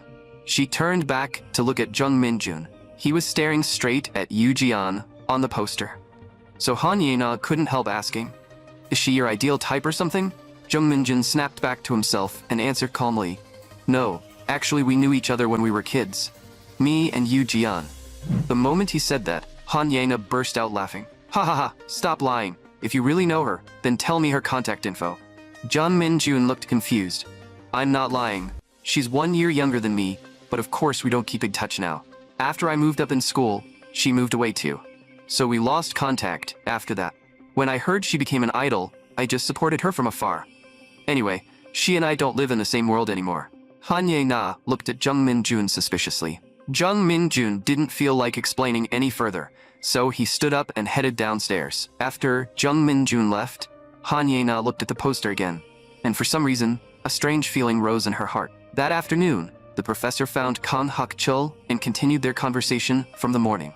After thinking it over all morning, the professor's family decided to go to Gunja Station with Jung Min-jun's group. Since the decision had been made, the only issue left was the vehicle. As for that, the professor had a possible solution. He clearly remembered seeing an ambulance not far from here. There was one infected in the driver's seat and another in the passenger seat. He couldn't see the back clearly, but there were sounds coming from inside, so there were at least 3 infected in total. Kan Hak-chul thought about it. If it was only 3, then dealing with them wouldn't be too difficult. So the two decided to set out the next morning. A little while later, Han Yena had already packed all the bags. Jung Min-jun found Kan Hak-chul and asked him how to make Molotov cocktails. Kang Hak-chul thought for a moment and agreed that making some was necessary. They might need them later. Night soon arrived. Jung Min-jun and Han Yena were already asleep, but Kan Hak-chul was wide awake, silently praying that nothing would go wrong with tomorrow's operation. In her dream, Han Yena was lying lazily across a classroom chair, half asleep. She slowly sat up. Then she realized the classroom around her was dead silent. Just as she picked up her backpack and prepared to go home, Jung Min-jun walked straight toward her and bumped into her hard. Han Yena cursed instinctively, but Jung Min-jun didn't reply. He only stared at her intensely. In the next second, Jung Min-jun stepped forward and pinned Han Yena against the wall. He said in a low voice, "You've been ignoring me all this time. Do you think that's fun? Yesterday, last week, even 2 days ago, you insulted me right to my face, didn't you? You ignored me at school and treated me like an insect. So why are you talking to me now? Should I act a little rough with you too?" Han Yena's face turned bright red from his words. She quickly turned her head away, not daring to meet his eyes. "You idiot, let go of me." Jung Min-jun gave a low laugh. "You say you don't want this, but you're not exactly fighting back. Who knew the great campus queen had such a cute side?" The dream ended there. Han Yena slowly opened her eyes, silently cursing herself for having such a ridiculous dream. But when she came back to her senses, the scene in front of her made her completely lose her composure. At some point, Jung Min-jun had climbed onto her bed, and she was hugging him while sleeping soundly. Now everything suddenly made sense. So that jerk Jung Min-jun had pushed her to the edge of the bed, which was why she had that kind of dream. At that moment, Han Yena felt something strange. She used to hate the man in front of her so much. In the past, she always thought Jung Min-jun carried that damp, half-basement smell. But now, she couldn't smell anything unpleasant. Instead, there was a faint, clean scent on him. And looking at him this close, she actually felt that Jung Min-jun was kind of handsome. Was it because he had taken off his glasses? Suddenly, Jung Min-jun's eyes snapped open. The two stared straight at each other. Han Yena instantly panicked, feeling like she had been caught doing something wrong. She threw a punch without thinking. Jung Min-jun had no time to react and was nearly sent flying, letting out a scream on the spot. That scream immediately caught Kan Hak-chul's attention, and he raised his gun, aiming it straight at the two of them. Jung Min-jun quickly told Kan Hak-chul not to worry, then turned to question Han Ye-na. Why had she suddenly punched him? Han Ye-na's face flushed with embarrassment. Because you were looking at me from that close. Jung Min-jun had no way to defend himself. But when I opened my eyes, you were already awake. Han Ye-na immediately argued back. No, when I opened my eyes, you were already awake. And you insulted me, and hit me too. You're seriously annoying. After saying that, she kicked him again, landing the blow right on Jung Min-jun's chin. Jung Min-jun was completely stunned. He had no memory of doing anything like that. Had he blacked out and sleepwalked? A while later, Kon Hak-chol and the professor prepared to take action.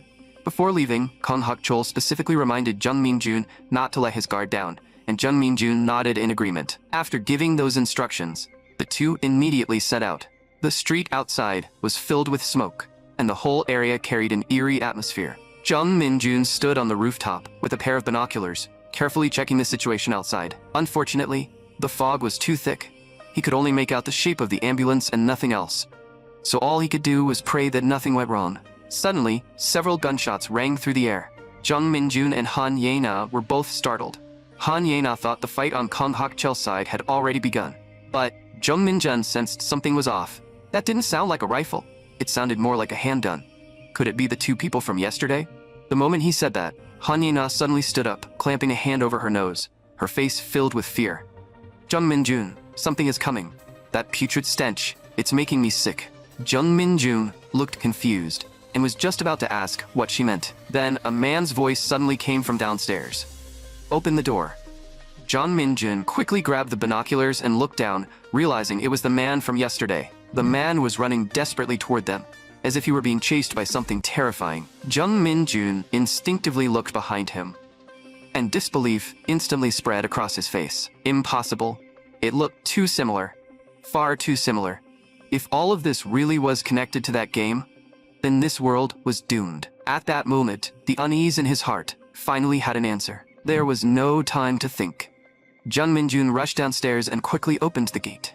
But in the end, he was still too late.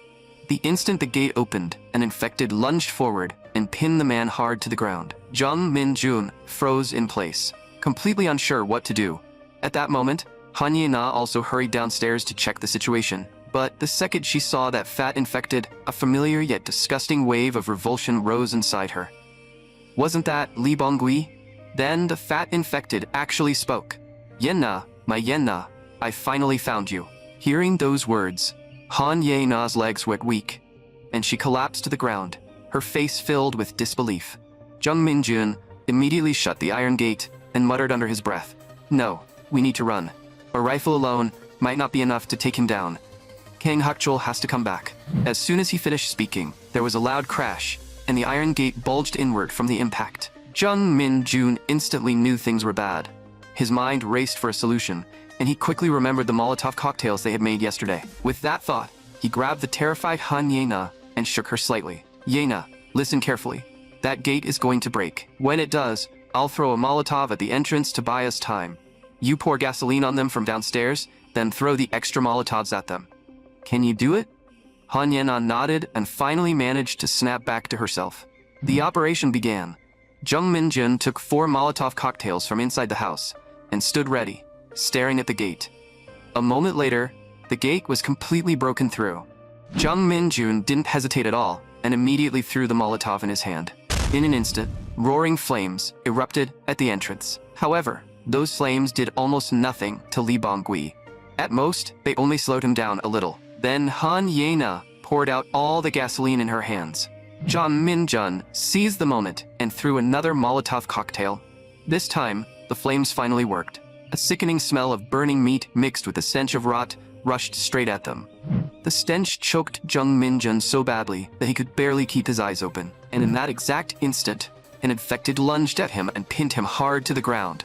The two upstairs panicked, completely unsure what to do. If they threw another Molotov, Jung Min-jun would definitely burn with it. But if they did nothing, he wouldn't last much longer. At the critical moment, a gunshot rang out from the distance, and the infected pressing down on Jung Min-jun was shot through the head. Everyone looked closely and realized Kon Hak-chol and the professor had managed to seize the ambulance and rush back in time. "Hurry! Get in before the infected surround us." Hearing that, everyone quickly grabbed the luggage Han Ye-na had packed the day before and ran toward the ambulance. Kan Hak-chul stayed at the rear, covering everyone's retreat.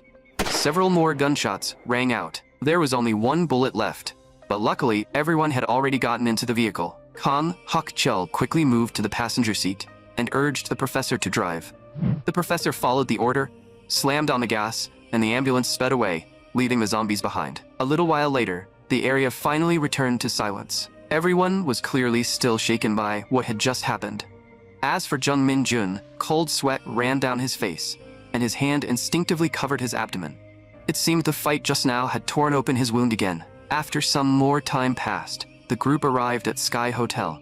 This was a place where the professor had once rested while searching for his daughter near Gunda Station. According to the professor, there were 3 rooms here in total, so the professor's family took 1 room. Han Yana still decided to stay with Jung Min-jun and Kan Hak-chul. Jung Min-jun didn't say much. He simply walked into the bathroom by himself, the stabbing pain in his abdomen growing harder and harder to ignore. So he entered the bathroom and peeled off the sterile dressing on his wound.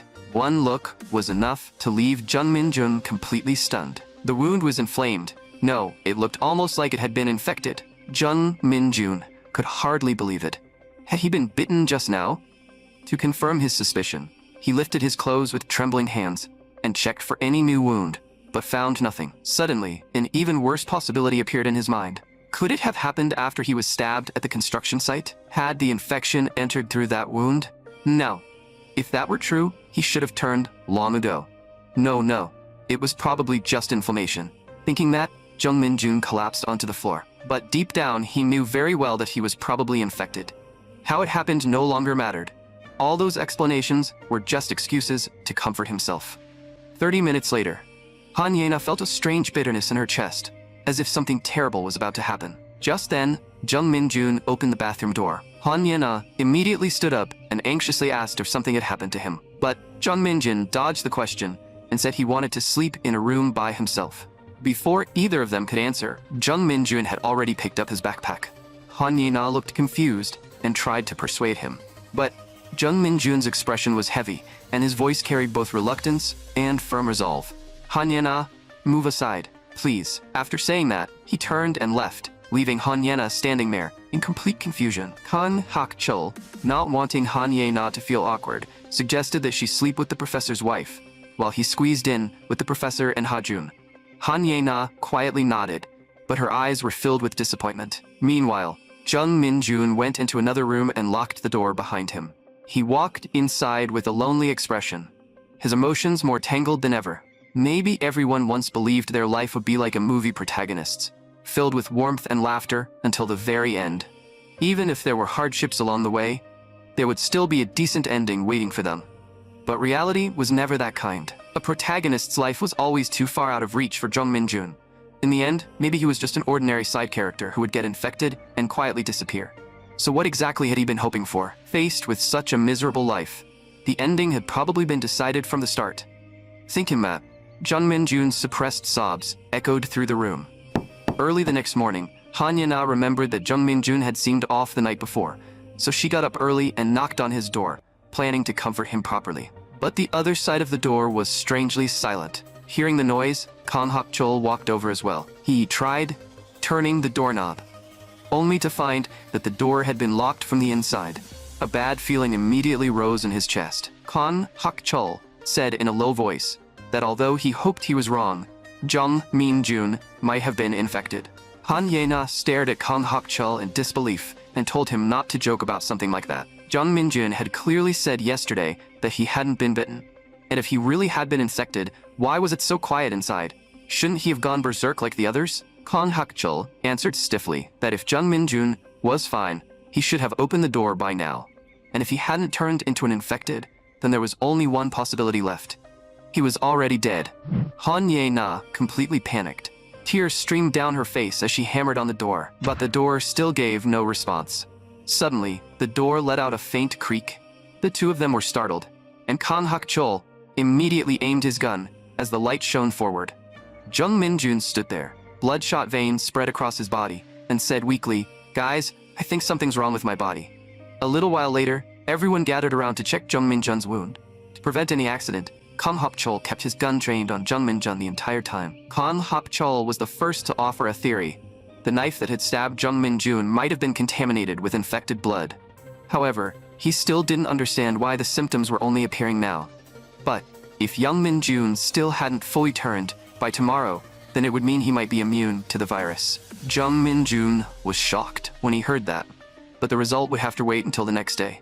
Time flew by, and in the blink of an eye, the night had passed. Morning light pushed away the darkness. At that moment, Jung Min-jun was sleeping soundly on the bed, while Han Ye-na quietly stayed by his side. A little while later, Jung Min-jun slowly sat up and touched his dizzy head. It seemed his body hadn't changed at all. Then he looked up and finally noticed Han Ye-na sitting beside him. He couldn't help asking, "Han Ye-na, what are you doing here? Aren't you scared? I could turn into an infected at any moment." Han Ye-na laughed softly. "Scared of what? Even if someone like you turned into an infected, I still wouldn't be scared. Besides, Hak-chol said you might be immune." Jung Min-jun smiled faintly, and all the words he wanted to say became just two. Thank you. He never thought there would come a day when he would rely on Han Ye-na like this. Either way, he was truly grateful. Han Ye-na's cheeks flushed at his words. She murmured to herself, "I'm the one who should be saying thank you." A while later, Han Ye-na called Kang Hak-chol over so they could analyze the current situation together. Jung Min-jun also shared the idea that had once sounded completely ridiculous. "I'm sure of it now. What's happening has some kind of connection to that game." Kang Hak-chol slowly said, "So this disaster might have been caused by that game company?" Jung Min-jun couldn't be completely certain. "I don't know that much yet, but the developer of that game is famous. His name is Daniel Chen, the CEO of Red Star Company." At that moment, Jung Min-jun suddenly remembered something. In that game, there's no concept of immunity. If Daniel Chen really tried to bring the game into reality, then I might be something like a bug. Han Ye-na immediately brightened. If Jung Min-jun really is immune, then he might become humanity's hope. Jung Min-jun nodded, agreeing with her. With that, they had more or less finished analyzing the situation. Kang Hak-chol stood up, preparing to scout the route to Gunja Station. Jung Min-jun stood up as well and asked if he could go with him. Han Ye-na instantly became alert and hurriedly stopped him. "No, you can't go. What if you pass out halfway?" Jung Min-jun zipped up his jacket and told Han Ye-na not to worry. He was already fine. Seeing this, Kang Hak-chol couldn't help teasing them. Who would have thought Han Ye-na would become Jung Min-jun's little shadow? The moment Han Ye-na heard that, she panicked. She hurriedly pushed Jung Min-jun away and snapped stubbornly, "Damn it, if you want to go, then go. If you die out there, it has nothing to do with me." Jung Min-jun had no idea what was going on. In the end, he still chose to leave with Kang Hak-chol. Meanwhile, an uninvited guest stopped not far from Sky Hotel. That person was none other than Park Sung-bin, who had somehow survived. At that moment, he was hiding in the shadows, watching Kang Hak-chol and Jung Min-jun walk out of the hotel, which meant Han Ye-na was now the only one left inside. A wicked thought instantly surfaced in his mind. At the same time, Han Ye-na was sitting blankly on the bed, feeling strangely restless. As someone older and more experienced, Moon Ji-young naturally saw through her thoughts and said it directly. "Ye-na, I can tell. You really like Jung Min-jun." Han Ye-na thought about it and realized that lately, almost all of her attention had been on Jung Min-jun. From an outsider's perspective, it really did look like a crush. But that probably wasn't love. It was just because Jung Min-jun was the only person she could depend on right now. That had to be why. As she kept thinking, Jung Min-jun's face appeared in Han Ye-na's mind again. Suddenly, someone knocked on the door. Moon Ji-young thought it was her husband and was about to get up to open it. But Han Ye-na immediately stopped her and pulled her back. Han Ye-na raised her voice and asked who was outside. However, there was no response from the other side. At that moment, Park Sung-bin was crouching outside the door with a nasty grin, because just now, he had heard not only Han Ye-na's voice, but also another woman's. Unfortunately for him, the door didn't open, so Park Sung-bin began searching the other rooms. The professor opened his door without any caution and ran straight into Park Sung-bin. Park Sung-bin didn't hesitate at all.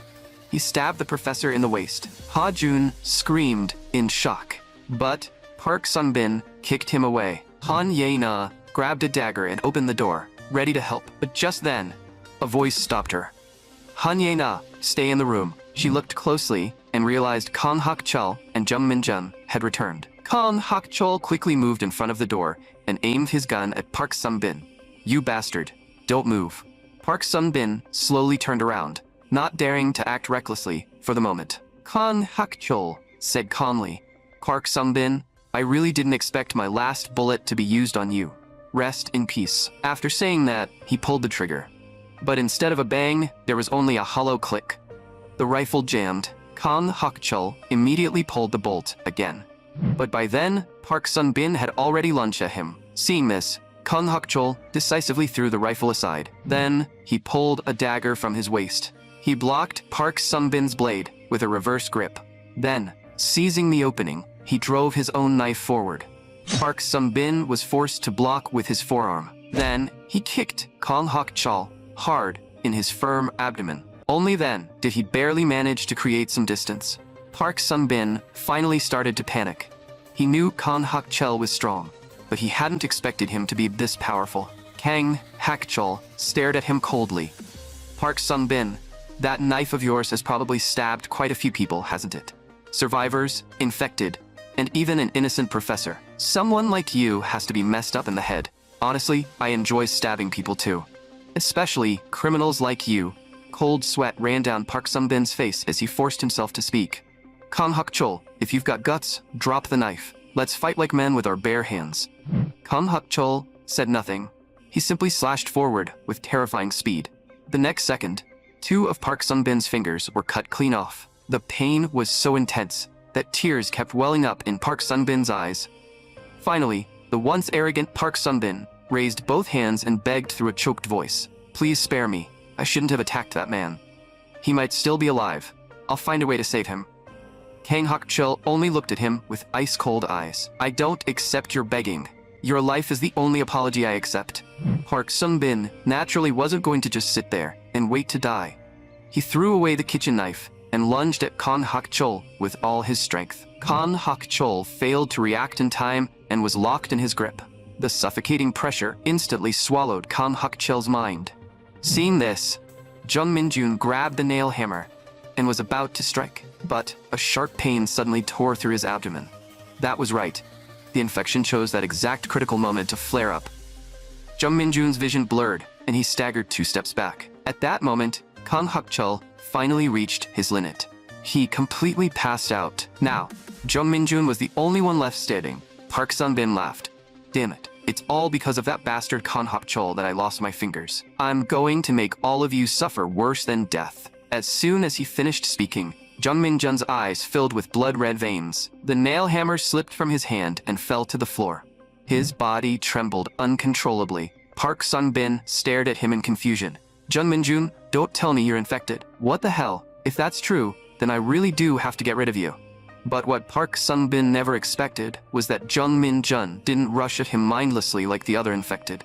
Instead, he slowly stepped backward. He moved to a door and began pounding on it, letting out low, broken cries. The infected inside heard the noise and started roaring as well. Park Sun-bin realized something was wrong and tried to stop him, but it was already too late. Jung Min-jun pushed the door open and walked inside. A moment later, 3 infected came out of the room, and Jung Min-jun followed silently behind them. Park Sun-bin was stunned, his eyes full of disbelief. What shocked him wasn't why the infected weren't attacking Jung Min-jun. It was the way Jung Min-jun was staring straight at him. His eyes were cold, empty, and completely without light, like a demon that had crawled straight out of hell. Jung Min-jun slowly raised his hand. Like a commander giving an order, he said to the infected, "Go, kill that guy." The 3 infected seemed to receive the command and immediately charged toward Park Sun-bin. Kang Hak-chol had already woken up by then.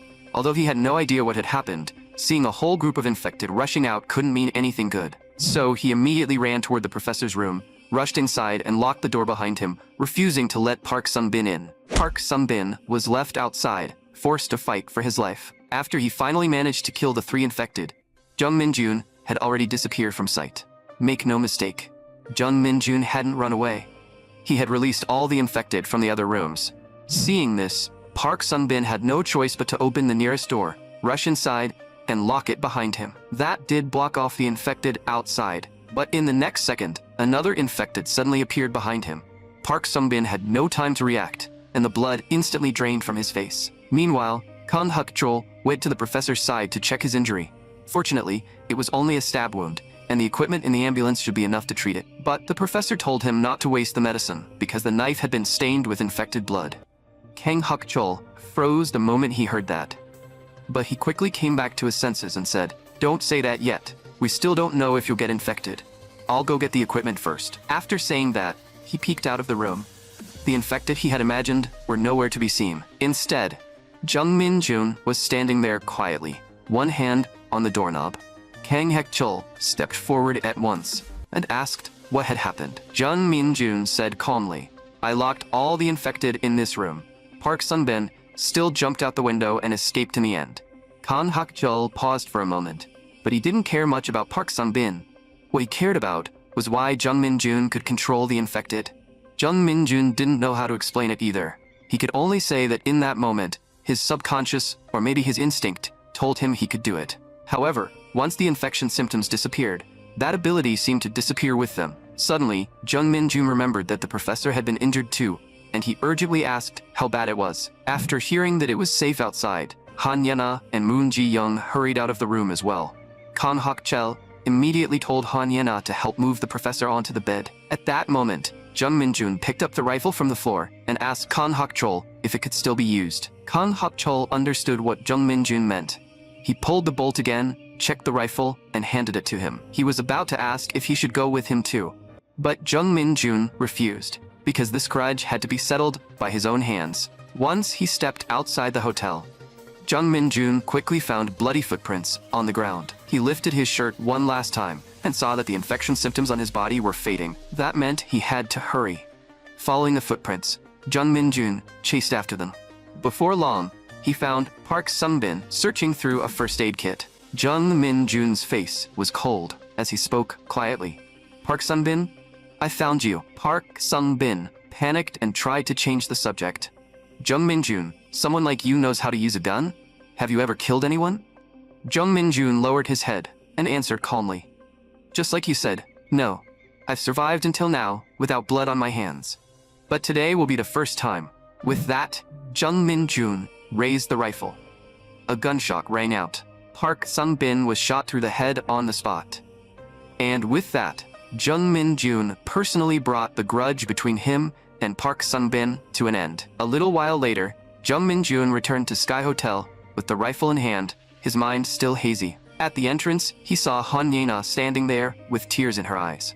Before Jung Min-jun could ask what had happened, Han Yena threw her arms around him, tears streaming down uncontrollably. The professor was in trouble. Without wasting another second, the two rushed to the professor's room. By then, Ha-jun and Moon Ji-young were already crying their hearts out. The professor comforted them, saying they didn't need to be too sad, because he had been diagnosed with late-stage stomach cancer a few months ago. He hadn't had much time left anyway. Being able to watch you grow up this well has already made Dad very happy. So don't be too sad. After hearing that, Ha-jun still couldn't stop his tears from falling. The professor helplessly patted Ha-jun's head, and the three of them stayed silent for a long while. A moment later, the professor asked Jung Min-jun and Han Yena to take Ha-jun outside first. Jung Min-jun nodded and didn't ask why. Then, only Moon Ji-young and Kang Hak-chol remained in the room. At last, the professor told them the truth. "Actually, what I said earlier was a lie. I don't have stomach cancer. I just thought that if I said it that way, Ha-jun would feel a little better. If he knew I died in such an absurd way, it would hurt him even more. So please, keep this from Ha-jun. As his father, this is all I can do for him now." Kang Hak-chol nodded, deeply moved by the professor's love for his son. Then the professor held Moon Ji-young's hand tightly and spoke slowly. "Ben, honey, I'll leave Ha-jun and Ha-gyung to you." The moment he said that, Moon Ji-young completely broke down in tears. A little while later, Kang Hak-chol slowly walked out of the room. But the professor's final words kept echoing in his mind. "If I turn into an infected, please don't kill me. Leave me in this room. Once I become infected, I won't look human anymore. But if one day the world becomes peaceful again, if a cure is developed, or if technology that can heal this disease is created, if that day ever comes, please come back here and find me." After saying goodbye to the professor, Kang Hak-chol called Jung Min-jun and Han Yena to the rooftop and told them everything the professor had said. For a moment, the three of them looked at one another in silence. Kang Hak-chol believed that developing a cure was almost impossible, but Jung Min-jun's existence had brought a faint trace of hope. Han Yena didn't understand what he meant, so she asked what had happened in the hallway earlier. Kan Hakchul didn't hide it and told her that Jung Min-jun had controlled the infected. Han Ye-na was stunned after hearing that. After all, a human commanding the infected was something that should have been impossible. Jung Min-jun thought back carefully. Although he still didn't know exactly what had happened while his symptoms were active, he knew that in the game, there had indeed been a commander among the zombie hordes. That being was called the Undying King, the only special infected in that world who had retained a clear mind. That said, Jung Min-jun didn't believe he was the Undying King. After all, his symptoms were far too unstable. One incident alone couldn't prove anything either. They would only know the truth if the symptoms appeared again, and they tested it properly. Hearing that, Han Ye-na fell into deep thought. If Jung Min-jun remained in an infected state all the time, then, even though she definitely wouldn't do anything like that, would he be unable to get close to anyone, kiss anyone, or do anything else? Wouldn't that be basically a death sentence for his love life? That was way too tragic. As she kept thinking, Han Ye-na's pretty face turned bright red. A little while later, everyone finished packing their bags and prepared to continue toward the Gunja station shelter. Moon Ji-young was still depressed, but as the only adult there, she had no choice but to force herself to stay calm. As for Ha-jun, he wasn't as mature as Moon Ji-young, so Kang Hakchul told Jung Min-jun to sit in the back with Moon Ji-young and the others. Jung Min-jun was a little confused, but he still did as told. Soon, the vehicle started moving, and Kang Hakchul began comforting Ha-jun. Ha-jun, when I was around your age, I escaped from across the border and came here. My parents had already passed away before that. I fled with my younger brother and sister, both of them younger than me. During that time, I lost my younger brother. Back then, there was nothing I could do except accept my situation. I know I can't really give you any proper comfort. But what matters is this. When you see your sister again, the only person who can protect your sister and your mother will be you. So pull yourself together. You're not an ordinary child anymore. After hearing those words, Ha-jun finally stopped looking so defeated, and determination slowly returned to his eyes. But suddenly, Kang Hakchul seemed to notice something, and his whole body froze. He immediately stopped the ambulance by the roadside. Everyone looked ahead. There, in front of them, was a modified police car. Just one glance was enough to know it was trouble. Kang Hakchul immediately pushed Ha-jun's head down. He didn't even dare breathe loudly. His instincts told him that the people inside that vehicle were definitely not ordinary survivors. They were dangerous enough to be terrorists. The three people in the back didn't understand what was happening, but they all stayed silent without question.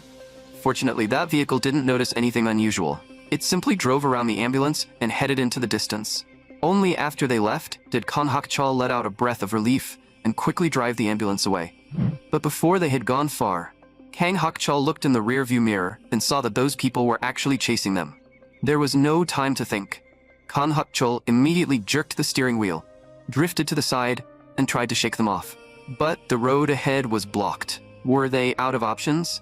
At the critical moment, Kang Hakchul's mind raced. He glanced left and saw an underground parking lot. A plan immediately formed in his head. The next second, he turned the wheel hard to the left and drove straight into the underground parking lot. At this point, he couldn't afford to care how many infected might be inside. But just after turning in, they realized the path ahead was blocked too. At this point, Kang Hakchul told everyone to stay in the vehicle while he dealt with the pursuers himself.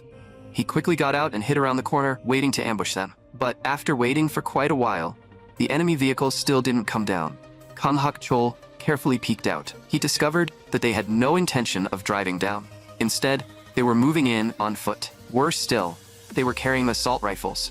Kang Hakchul immediately realized how bad the situation was. He opened the rear door at once and told everyone to get out quickly. Then he turned to Jung Min-jun and asked whether his symptoms had appeared. Jung Min-jun shook his head, and Kang Hakchul swore under his breath. With no other choice, he quietly led everyone into the building. Fortunately, the emergency exit door was open. Kang Hakchul lowered his voice and said, "Stay here for now." Then, he turned around and told Jung Min-jun to find a safe place for everyone to hide, while he prepared to take those men down in close combat. Jung Min-jun still wanted to say something to stop him, but Kang Hakchul turned and left without even looking back. Seeing that, Jung Min-jun didn't hesitate for long. He quickly led everyone upstairs and soon reached an empty classroom. After sitting down, Han Ye-na began worrying about Kang Hakchul's safety. Jung Min-jun thought about it and felt they really couldn't let Kang Hakchul take the risk alone. So he told everyone to wait there while he went to help. But the moment he said that, Han Ye-na panicked and grabbed his hand. Jung Min-jun, don't go. Stay here with me. The moment those words came out, Jung Min-jun froze. Seeing his expression, Han Ye-na realized she had said it too directly and hurriedly explained. Of course, Hakchol's safety is important too. But Hakchol said we shouldn't move around until he comes back. As she spoke, her cheeks turned red. So we should listen to him. After thinking for a moment, Jung Min-jun finally nodded. Just like that, time passed second by second. Jung Min-jun leaned half his body out and checked the emergency stairwell door. Then he noticed someone was turning the handle from the other side. Hearing the noise, Han Ye-na hurried out as well. But the moment she smelled the air, her face turned pale with fear. That's not Hakchol outside. It smells like an infected. When the door wouldn't open, the two people outside began whispering to each other. Hearing those familiar voices, Jung Min-jun stiffened. He knew those voices all too well, so he stepped forward, unlocked the door, and pushed it open. Sure enough, two familiar figures appeared in front of him. Weren't they Oh Byung-jun and Bae Sun-ho? Oh Byung-jun and Bae Sun-ho were just as shocked, not only because Jung Min-jun was here, but because he was actually with Han Ye-na. At that moment, Han Ye-na covered her nose tightly and shouted, Jung Min-jun, get back here. That fat guy is infected. That idiot smell, fat pig smell, weird sour stench, corpse odor, and all those sharp, disgusting smells mixed together. There's no way all of that is coming from a normal human. Jung Min-jun heard that and leaned closer to smell him. But to him, it didn't seem any different from before. So he could only explain that even before the apocalypse, Oh Byung-jun had smelled pretty much like this. Oh Byung-jun looked deeply embarrassed and could only mutter, sorry, I haven't really been able to wash properly during the apocalypse. After that little interruption, Oh Byung-jin and Bae Sun-ho explained that they had come from the Gunja Station shelter, where around 300 to 400 survivors had gathered. This place was one of Gunja Station shelter's temporary rest points. When Moon Ji-young heard that they had come from Gunja Station, she immediately stepped forward, opened the photo album on her phone, found So Ha-gyum's picture, and asked if they had seen her. The two looked at the photo and said she seemed familiar, like the older girl staying in the women's quarantine area at exit 1 of Gunja Station. Hearing that, the heavy worry in Moon Ji-young's heart finally eased a little. After asking about Ha-gyum, Jung Min-jun explained their own situation, including the fact that Kang Hakchol was currently facing the enemy alone. Bae Sun-ho said they hadn't seen any enemies when they came in, but just in case, it would be best to check from the rooftop. Jung Min-jun agreed. The moment Han Ye-na heard that, she immediately grabbed Jung Min-jun's clothes. She asked if Oh Byung-jun and Bae Sun-ho could go instead, or at least if he could take her with him. This stunned Oh Byung-jun and Bae Sun-ho so much that they started wondering if something was wrong with their eyes. Jung Min-jun told Han Ye-na not to worry. He was only going to confirm the situation and would be back soon. Only then did Han Ye-na reluctantly give up on following him. Before long, the three of them reached the rooftop and looked down. The vehicle was indeed nowhere to be seen below. Had those people gone after Kang Hakchol? Just in case. Oh Byung-jun used the walkie-talkie to call for backup. The other side quickly responded, saying they could send someone to pick them up, but everyone would have to undergo an infection check and be quarantined for 1 day. Jung Min-jun panicked when he heard that if they had to check for infection, could his wound really get past them? At that moment, on the rooftop of another building, a fully armed man was watching Jung Min-jun's group through binoculars. He relayed everything he saw to his teammates through the walkie-talkie. A cold voice came from the other side. Capture him alive. If he resists, put him down. After understanding this situation, Jung Min-jun and the others returned to the gathering point and began discussing what to do next. But suddenly, a sharp crackling sound came from outside the door. It was the sound of glass shattering. With no time to think, Jung Min-jun immediately rushed toward the source of the noise to check the situation. He found that someone had smashed the window and thrown a Molotov cocktail inside. Seeing that, Jung Min-jun immediately told everyone to pack their things and prepare to leave. Oh Byung-jun used the walkie-talkie to report that they were under attack and requested support. A little while later, everyone had packed their bags, and Jung Min-jun opened the door. But right then, Han Ye-na smelled something wrong and tried to stop him. Unfortunately, she was still a step too late. Jung Min-jun had already pushed the door open, and the sight in front of him made his body freeze. At some point, countless infected had gathered downstairs. Seeing this, Jung Min-jun immediately shut the door again. He turned around and told everyone what was happening, leaving them shocked and at a complete loss. Jung Min-jun touched the wound on his abdomen and cursed under his breath. Why wasn't it working at the most critical moment? Did the ability require some special condition? Back then, the symptoms had appeared because his rage toward Park Sung-bin had reached its limit. With that thought, Jung Min-jun suddenly shouted, "Park Sung-bin, you piece of shit." But nothing changed. Oh Byung-jun and Bae Sun-ho looked completely confused. "Jung Min-jun, what are you doing?" Jung Min-jun didn't answer. He shrugged off his backpack and said he'd lure the infected away. If they got separated and couldn't regroup, everyone should head straight to Gunja Station. After saying that, he turned and left without giving anyone time to react. Han Ye-na reached out to grab him, but she was still too late. Once outside, Jung Min-jun shouted loudly, drawing the infected toward himself. Then he immediately ran upstairs. As he ran, Jung Min-jun kept encouraging himself. He was immune. As long as he didn't get bitten to death, he'd be fine. Thinking that, he instinctively looked back to see how many infected were following him. That one glance nearly scared the hell out of him. There were far too many. If they caught him, it'd be over. So Jung Min-jun ran with everything he had and soon reached the rooftop. But it was a dead end. Jung Min-jun let out a sharp curse. He looked at the building across from him, then thought about his own athletic ability. He should be able to make the jump.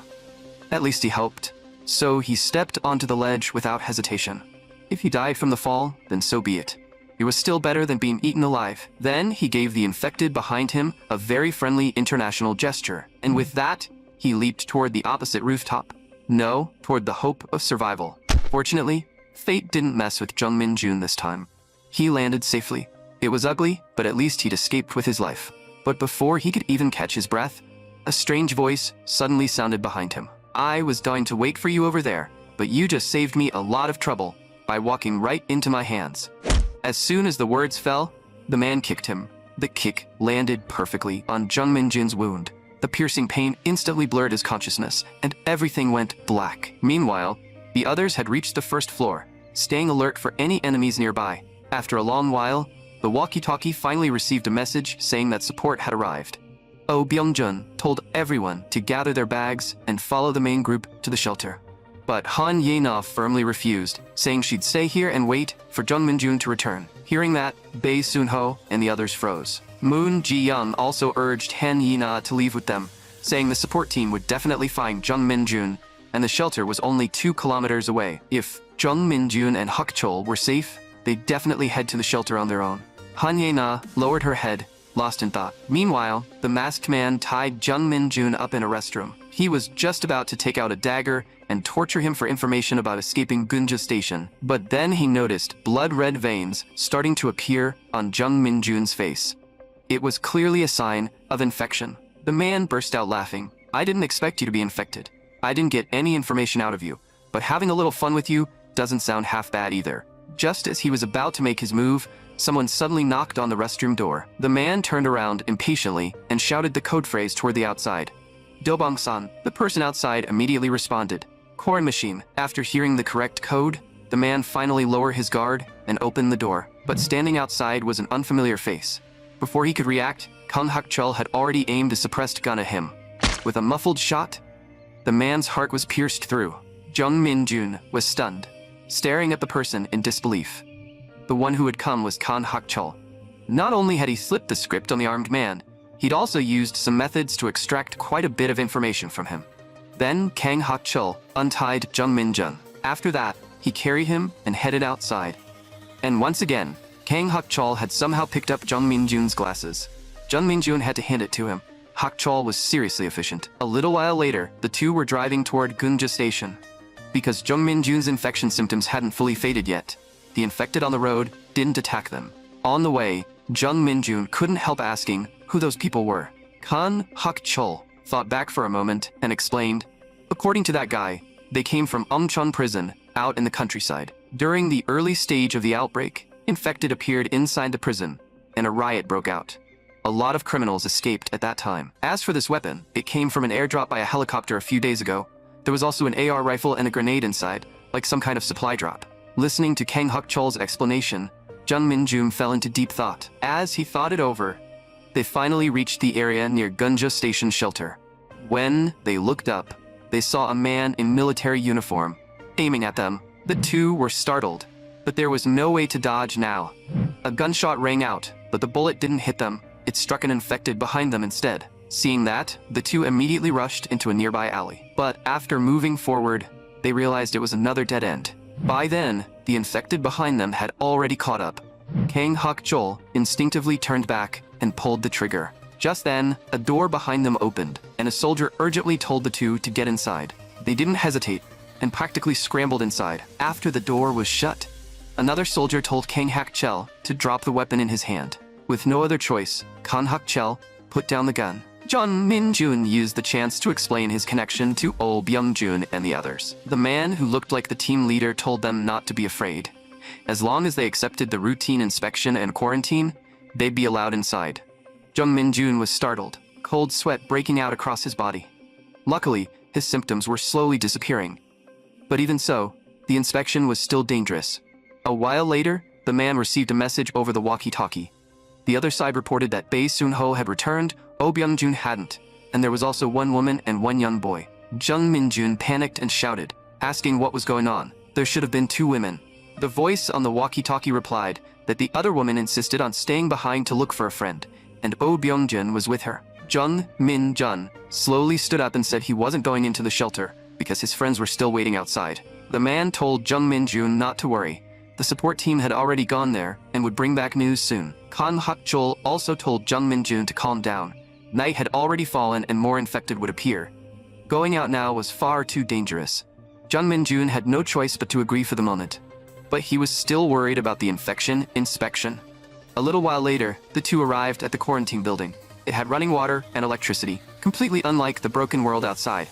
Just as Jung Min-jun was shocked by the sight, Bae Soon-ho walked over with a worried face and told him that they couldn't contact Oh Kyung-jun. Jung Min-jun's heart trembled, and a terrible feeling rose inside him. Meanwhile, on top of the Times Square building, a walkie-talkie lay quietly on the ground. After hearing this news, Jung Min-jun didn't hesitate and said he was going out right now to find his friends. Ha Do-hyun immediately refused and told him to wait one more night, then leave first thing in the morning. Kang Hak-chol also told him to stay calm. Going out at night was truly unwise. Jung Min-jun's face was expressionless as he slowly said, "Then you stay here. I'm going to find Yena and Byung-jun. At the very beginning, you told me the survival rule, never sacrifice yourself for someone else.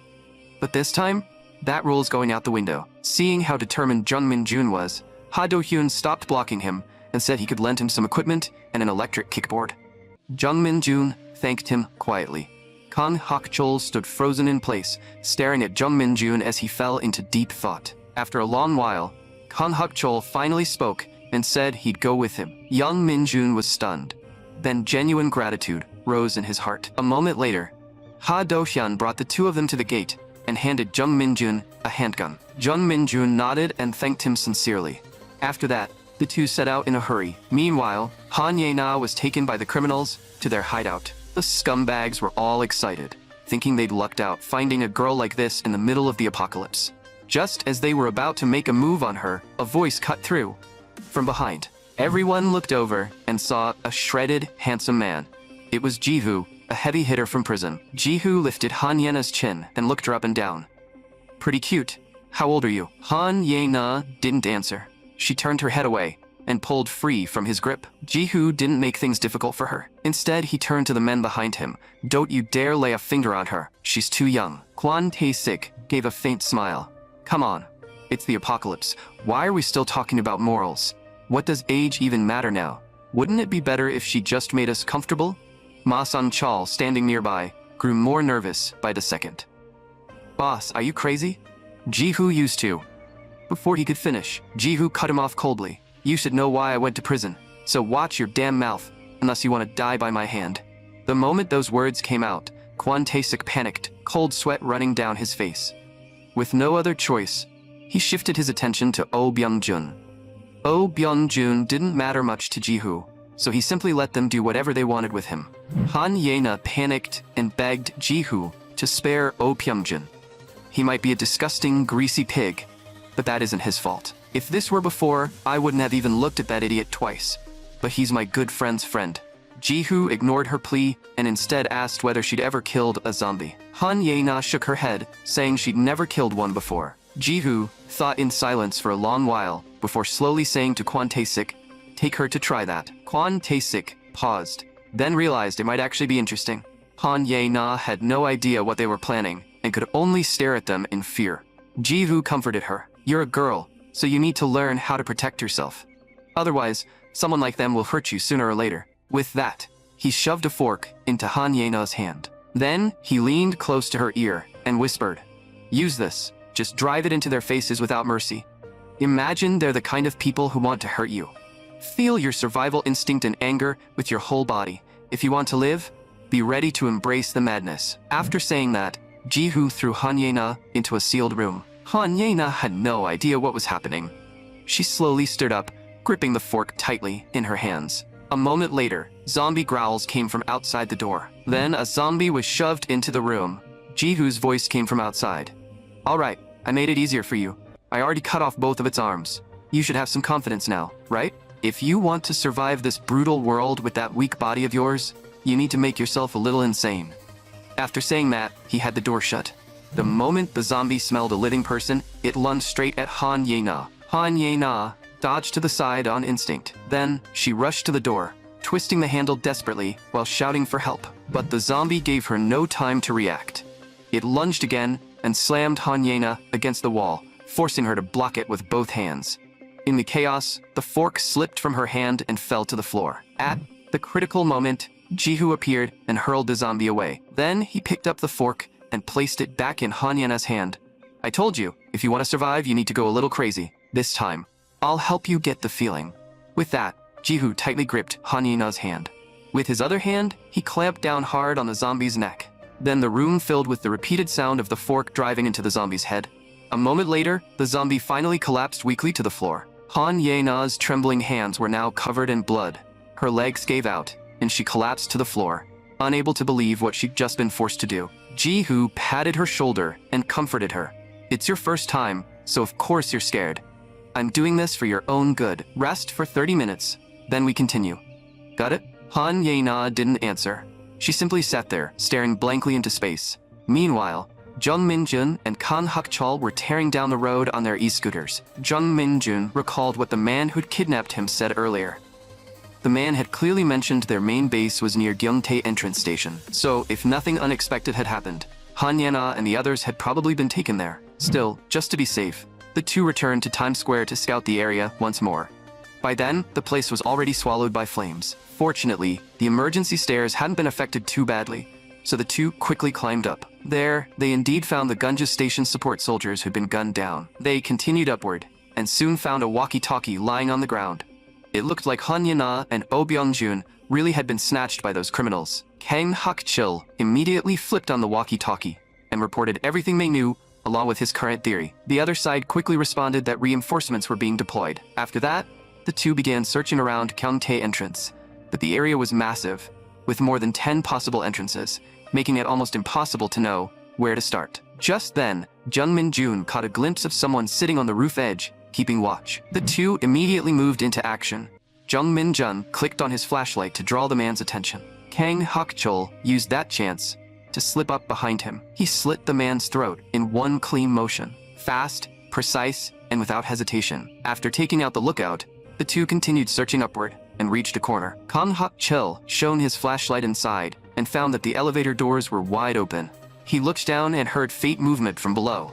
That meant the enemy was right underneath them. Meanwhile, Kwon Tae-sik and the others were pummeling Oh Byung-jun, trying to beat information about Gunja Station out of him. But Oh Byung-jun kept his mouth shut. Even under torture, he refused to talk.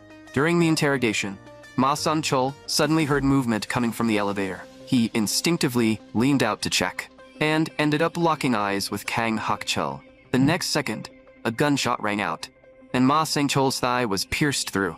His scream immediately drew Kwon Tae-sik's attention. Woo Ki-hoon also came out to check, only to see Ma Sang-chol sitting on the floor, covered in blood. Kang Hak-chol was crouched nearby, aiming his gun straight at him. Kang Hak-chol quickly simulated the situation in his mind. If that man hadn't lied, then there were 7 enemies in total, counting the 3 already taken down, and the one in front of him, there should still be at least 3 left. On top of that, they had firearms and a grenade. A direct firefight wasn't a smart choice, so Kang Hak-chol shouted toward the room. "Listen up, I don't want a firefight. Hand over the 2 hostages, and we can settle this peacefully." Woo Ki-hoon responded, "Who are you with?" State your identity. Kan Hak-chul thought for a moment and decided to exaggerate his background to intimidate them. I'm from Gunja Station. Attached to the UDT, the name's Kan Hak-chul. Dozens of soldiers have already surrounded this building. You'll be suppressed in minutes. The moment he said that, Kwon Tae-sik panicked. Damn it, isn't UDT Special Forces?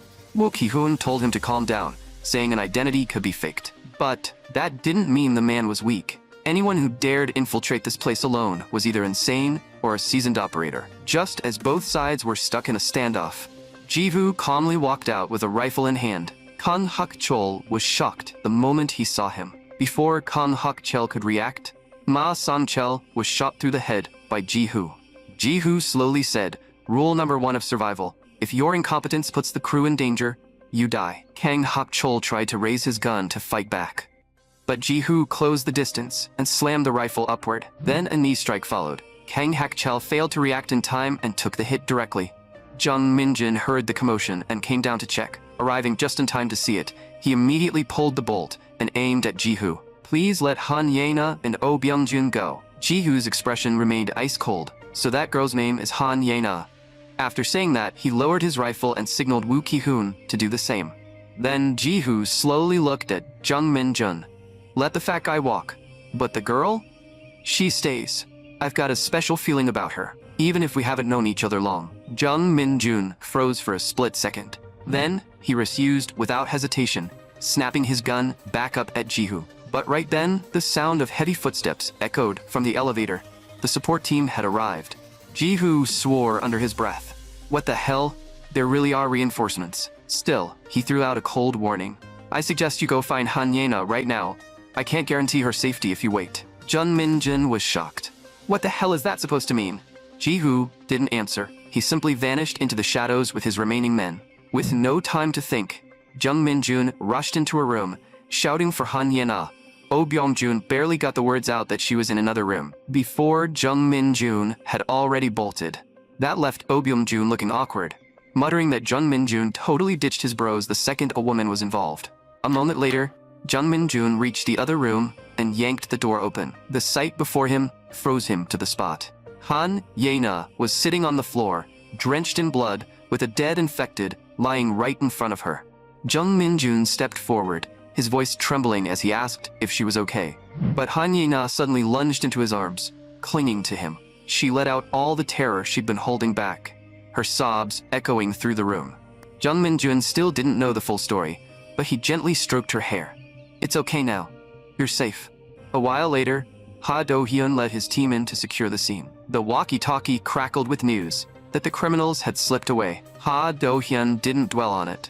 He simply ordered the team to head back and regroup at Gunja Station. After hanging up, Ha Do-hyun didn't hold back his praise for Kang Hak-chul's combat skills. Kang Hak-chul remained stone-faced. After all, he was a man who'd crawled back from the edge of the abyss. After that, Kang Hak-chul filled Ha Do-hyun in on Jung Min-jun's immunity. Ha Do-hyun was stunned, realizing that in this world, anything was possible. Then he turned and told everyone not to sweat it, promising he'd talk to the doctor beforehand. Jung Min-jun was surprised. He hadn't expected Ha Do-hyun to take their word for it so easily. After thanking him sincerely, Jung Min-jun held out the handgun with both hands to return it. But Ha Do-hyun just smiled. "Keep it. You still got someone you need to protect." Jung Min-jun was taken aback, but he gave a firm, serious nod. A while later, the group finally made it back to Gunja Station. Once Moon Ji-young and Ha Jun cleared their inspection, Ha Do-hyun helped them reunite with the professor's daughter, So Ha-gyung. It was a moving scene, no doubt about it. But because the professor wasn't there to see it, they couldn't bring themselves to be truly happy. A little later, Han Ye-na and Kang Hak-chul also cleared their checks. Both tested negative for the virus. Finally, it was Jung Min-jun's turn. Knowing Dr. Yoon was Sergeant Ha's girlfriend calmed his nerves, if only a little. Then, Dr. Yoon examined the infected wound on his abdomen. With a grim expression, she said, "I hate to break it to you, but there's no doubt you've been infected. Normally, you'd turn within a day, but you're still sitting here. That makes you a true immune, the stuff of legends, and that immunity could be the key to cracking the cure." Hearing that, Jung Min-jun couldn't help asking, "Then what's going to happen to me? In movies, don't people like me usually get sliced and diced like lab rats for research?" Dr. Yoon told him not to worry. Movies were just movies. However, this shelter doesn't have enough people or equipment to develop a vaccine. Only the States and Germany likely have that kind of capability. I did learn some information from my boyfriend in advance, but for now, we should keep your infection a secret. Jung Min-jun quietly thanked her. Then, he left the examination room and told Han Ye-na everything Dr. Yoon had just said. Han Ye-na wasn't too surprised. After watching him for this long, she'd already guessed part of it. But then, as if something suddenly occurred to her, Han Ye-na froze for a second. The next moment, she shoved past Jung Min-jun and rushed straight toward the medical room, leaving him completely confused. When she arrived, Han Ye-na told Dr. Yoon in a panic that she had something she needed to ask. Dr. Yoon originally wanted to refuse, but seeing how anxious Han Ye-na looked, she eventually agreed. A moment later, Dr. Yoon asked what she wanted to know. Han Ye-na hesitated for a long time before finally stammering, "Doctor, if Jung Min-jun is infected, can he still have close physical contact with someone?" Dr. Yoon froze. What kind of close contact are we talking about exactly? Han Ye-na's face turned bright red as she answered awkwardly, "You know, the adult stuff between a man and a woman." Dr. Yoon was speechless. She hadn't expected Han Ye-na to ask something like that, so she asked in return. "Then let me ask you this. Would you make out with a zombie walking down the street?" Jung Min-jun is in the same infected category as those walkers. I don't know whether he told you, but he really is infected. Until there's a treatment that can fully cure him, he's someone people shouldn't casually get close to. The usual infection routes are wounds and blood, but we can't completely rule out saliva or bodily fluids. Sharing utensils or even direct physical contact may carry risks. In short, Jung Min-jun's body is a ticking time bomb right now. After hearing that, Han Ye-na walked out of the medical room in a daze. Seeing her like that, Jung Min-jun asked what happened. Han Ye-na only shook her head and said it was nothing. Jung Min-jun didn't think too much of it and continued. "The doctor told me too. I'm a dangerous person now, so when I go outside, I need to wear long sleeves and long pants. It doesn't spread through the air, but I still have to be careful and avoid direct contact with other people. So if you keep traveling with me from now on, you'll basically be exposed to infection risk the whole time. I think maybe I should strike out on my own and find my mom." The moment he said that, Han Ye-na felt as if her heart stopped for a second, and tears rushed out uncontrollably. "Are you going to dump me too?" With that thought, Han Ye-na turned and ran away without looking back. Jung Min-jun stood there in confusion, not knowing what he'd done wrong, and could only watch her run farther away. A little while later, Jung Min-jun pushed open the door to Han Ye-na's room. She was sitting on the bed in silence, staring blankly ahead. Jung Min-jun stepped forward and tried to comfort her. I really am grateful that you went through so much to come all the way here with me, but I'm seriously worried about you. I'm scared that you might get infected too. Besides, this place is safe, and there are plenty of people here. Even without me, you won't be lonely." Before he could finish, Han Ye-na suddenly interrupted him. "Enough, Jung Min-jun. Do you remember what I said at the professor's house? I already promised I'd help you find your mother. So whether I risk infection or not is on me. It's my choice. That's enough for today. Thank you for coming to save me. You must be tired too, so go rest." Since Han Ye-na had said that much, Jung Min-jun couldn't stop her anymore. He quietly left the room. The next day, Kang Huk-chol was told that he'd need 5 more weeks to fully recover. In other words, they had to stay here for the next 5 weeks. Jung Min-jun felt frustrated, but since it concerned his companion's safety, he had no choice but to accept it. After that, Sergeant Ha introduced them to the director of the shelter. On the surface, the director looked very kind, but in reality, he has a pure hatred for the infected. So they absolutely couldn't let him find out about Jung Min-jun's condition. Although this was a secret that couldn't be spoken aloud, Jung Min-jun still gave his close friends advance warning and told Oh Byung-jun and Bae Soon-ho the truth. Both of them were shocked, but they promised to keep it secret. So now a total of 9 people knew that Jung Min-jun was infected.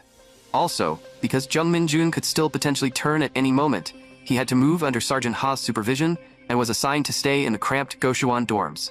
Kang Huk-chol and Han Ye-na were assigned there as well. That afternoon, Sergeant Ha took them around the shelter. When they reached the residential area, they found the environment surprisingly nice. Compared with the apocalypse outside, it was practically a paradise. Next, they arrived at the physical training area. It had all kinds of equipment, and most of the people training there were those who went outside to search for supplies. There, Han Ye-na unexpectedly ran into 2 of her close friends, and the 3 of them started chatting happily. They were just as surprised to see Han Ye-na together with Jung Min-jun. Jung Min-jun lowered his head in silence, as if he'd suddenly been dragged back to those suffocating school days. Han Ye-na noticed it, so she told her friends they could talk later because she still had something to do. After that, The group went to the underground tunnel. This was also the route Jung Min-jun's group had to take to cross the City Guard River. It was indeed a good method, but unfortunately countless zombies were packed inside the tunnel. Passing through directly was basically impossible. Just then, Jung Min-jun suddenly came up with a bold idea. "Sergeant Ha, I have a plan. When my symptoms appear, the infected won't attack me. So when that happens, what if I cross the tunnel and reach the other side?" Sergeant Ha was shocked when he heard that. After Jung Min-jun explained for a while, Sergeant Ha finally understood what he meant. He asked how long the symptoms usually lasted.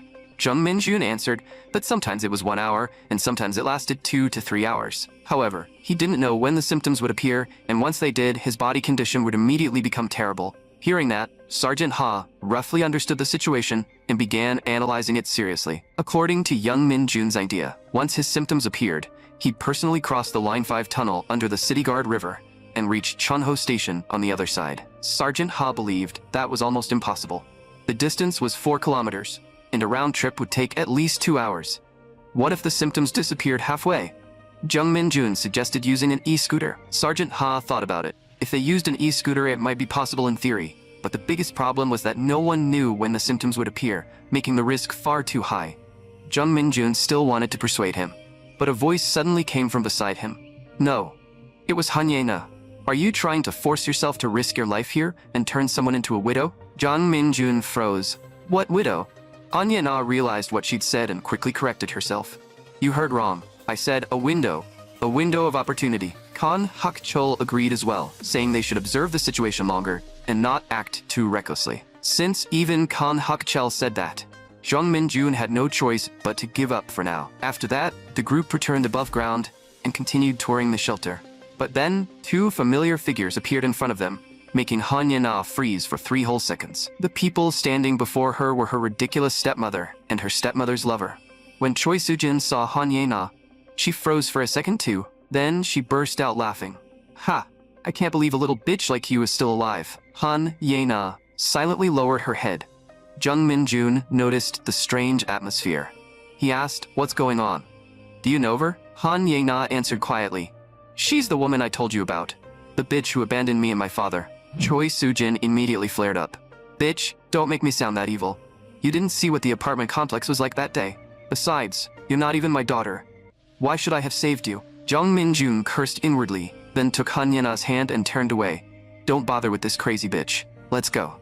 After that, the group continued forward and tried not to think about what had just happened. Just then, a voice came through the walkie-talkie, saying they found a soldier from the States trying to communicate and needed a translator. Sergeant Ha thought for a moment. Among the survivors, there didn't seem to be many people who could speak a foreign language. At that moment, Han Ye-na volunteered, saying she could speak it. A little while later, both sides officially began communicating.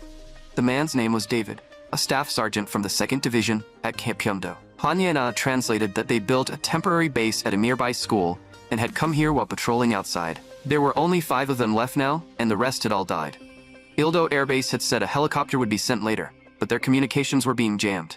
Sergeant Ha asked whether they could use the help of the US military to get the survivors here out of Korea. David replied that with this many people, it would probably be difficult. On top of that, they'd already lost contact with headquarters. Suddenly, Sergeant Ha thought of something.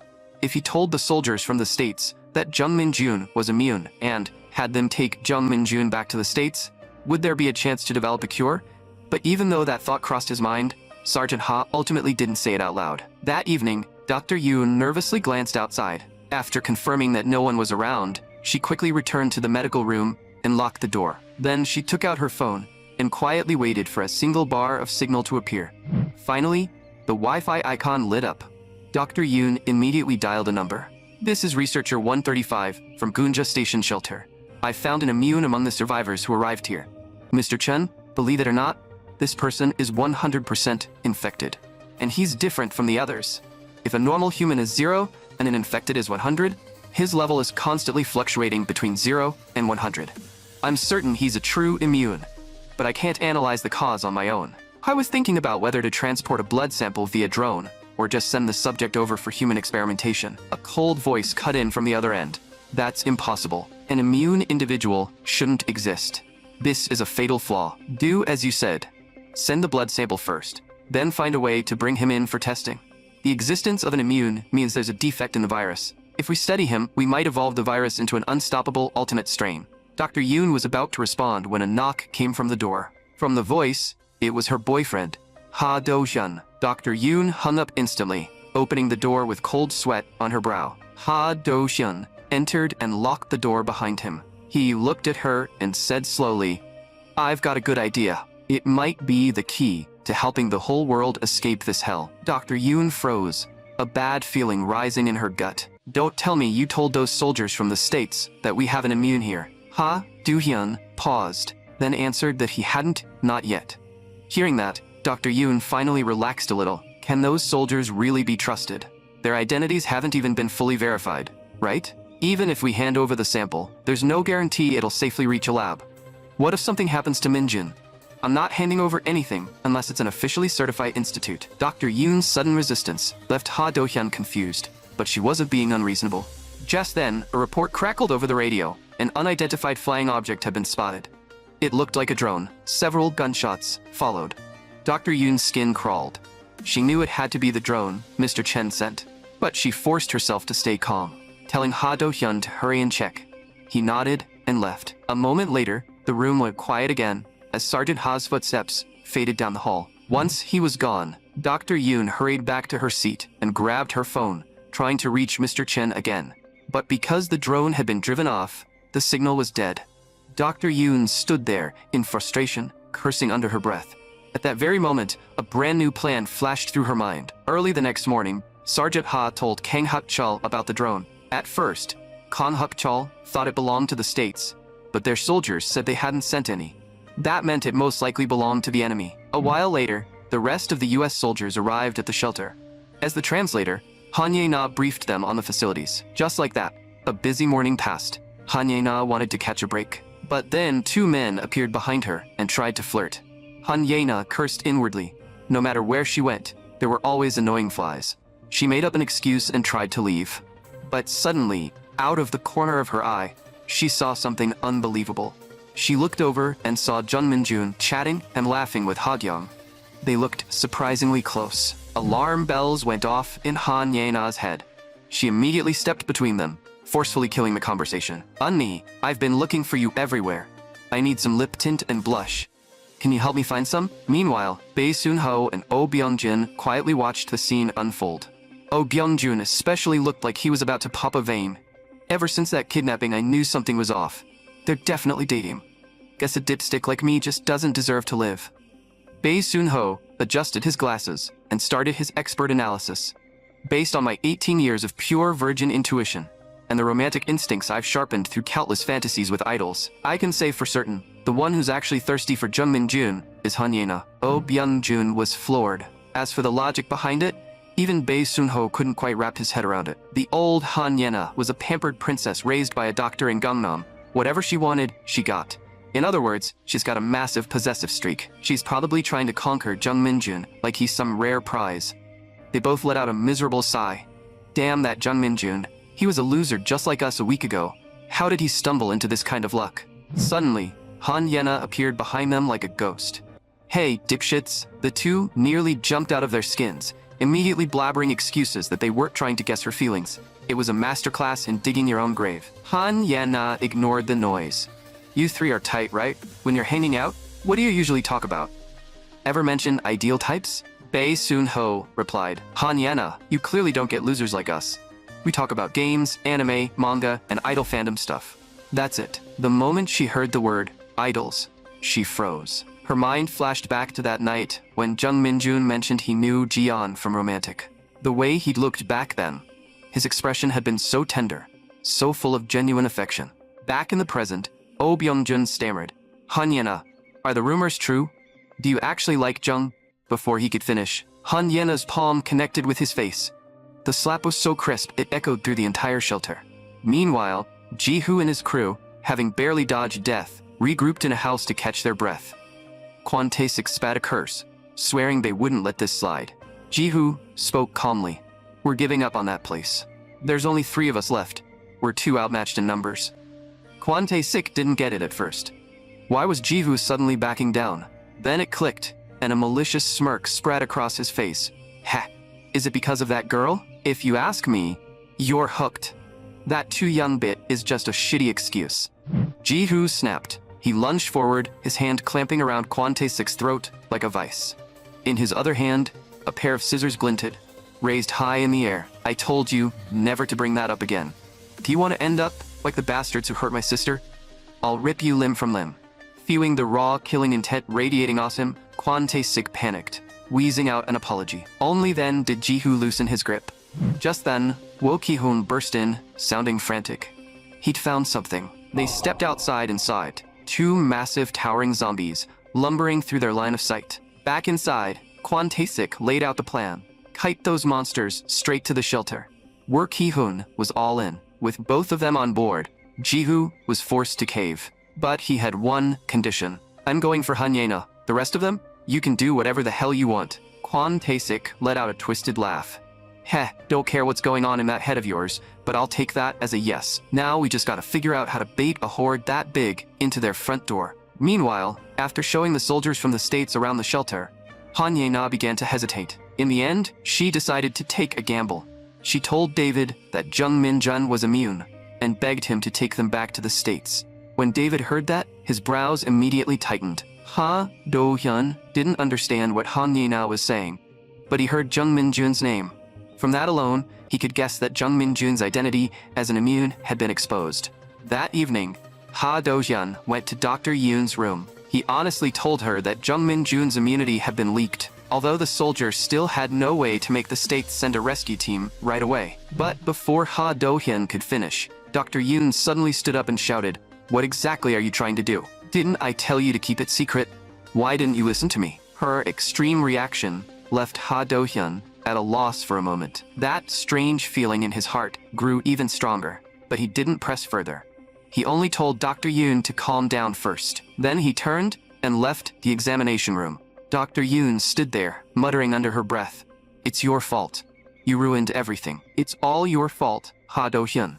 As she spoke, she glared viciously at his departing figure. After Ha Do-hyun left, Dr. Yoon went to a corner, crouched down, and began searching through a cabinet. Before long, a handgun appeared in her hand. Since things have come to this, I have no choice but to take out Jung Min-jun. A moment later, Dr. Yoon quickly walked down the hallway of the Goshiwon dorms. She kept muttering about completely destroying the rotten and fallen peninsula. 2 minutes later, Dr. Yoon stopped in front of Jung Min-jun's room. Then she knocked on the door. When Jung Min-jun heard it was Dr. Yoon outside, he asked what she needed. With a perfectly calm expression, Dr. Yoon said, "I found a certain substance in your blood sample, so I need to confirm something urgently." Hearing it was urgent, Jung Min-jun opened the door wide open, only to see the twisted smile on Dr. Yoon's face. In the next second, the dark barrel of a gun was aimed at his head. "You're a fatal loophole. For the sake of Mr. Chen, you have to be sacrificed." But before she could pull the trigger, Sergeant Ha's furious shout rang out from the side. "Don't move." Dr. Yoon turned her head, her stiff expression looking terrifying. "Dushan, why are you here?" Seeing Dr. Yoon like this, for the first time, Ha Do-hyun felt a chill run through him. "I knew you've been strange lately. You're nothing like the person I used to know." Dr. Yoon still tried to justify herself, saying Jung Min-jun was a special infected. He only behaved like a normal person, but he was no different from a zombie. Sergeant Ha ignored her rambling and said in a heavy voice, "You're not the Yoon So-rin I know. It's like a demon entered your body. You become someone else completely." The word demon stabbed deep into Dr. Yoon's heart, and she suddenly burst into laughter. "Ha ha. A demon? I never thought you'd see me that way. Then go ahead and shoot me. Even if you kill me, I'll take Jung Min-jun down first." Hearing that, Ha Do-hyun panicked and shouted, "Wait, is someone threatening you? Who is it?" Ha Do-hyun's shout seemed to make Dr. Yoon remember something. Her entire body began to tremble as she screamed. Then she turned sharply towards Sergeant Ha, stood perfectly straight, and began reciting a slogan. "To ensure the eternal destruction of the rotten and fallen peninsula, I offer everything I have in loyalty to the great benefactor. I swear it here." After saying that, Dr. Yoon aimed the gun at herself. In the next second, a gunshot rang out, and the entire hallway fell into dead silence. Jung Min-jun's legs went weak, and he collapsed in a heap on the floor. Everything had happened too fast. Before anyone could even process what was going on, it was already over. A little while later, the four of them gathered in Dr. Yoon's office. Sergeant Ha lowered his head and began to recount So-rin's past. Until last year, Seo-rin had lived in constant pain. After her parents were scammed, her family fell apart. Her father died in a drunk driving accident, and her mother took her own life shortly after. That shattered Seo-rin. Later, when she tried to jump from the bridge over the City Guard River, Ha Do-hyun was the one who stopped her. After such a massive trauma, her mind had probably reached its breaking point. He didn't know if that's when the change started, but she'd seemed to recover afterward. When she first entered the shelter, she was obsessed with researching infectious diseases, claiming she wanted to save humanity. Until recently, Ha Do-hyun always believed she was just doing her duty as the chief doctor. So when exactly did she rot from the inside out? Jung Min-jin thought of one key detail. She mentioned benefactor Chen. Hearing that, Han Ye-na remembered something too.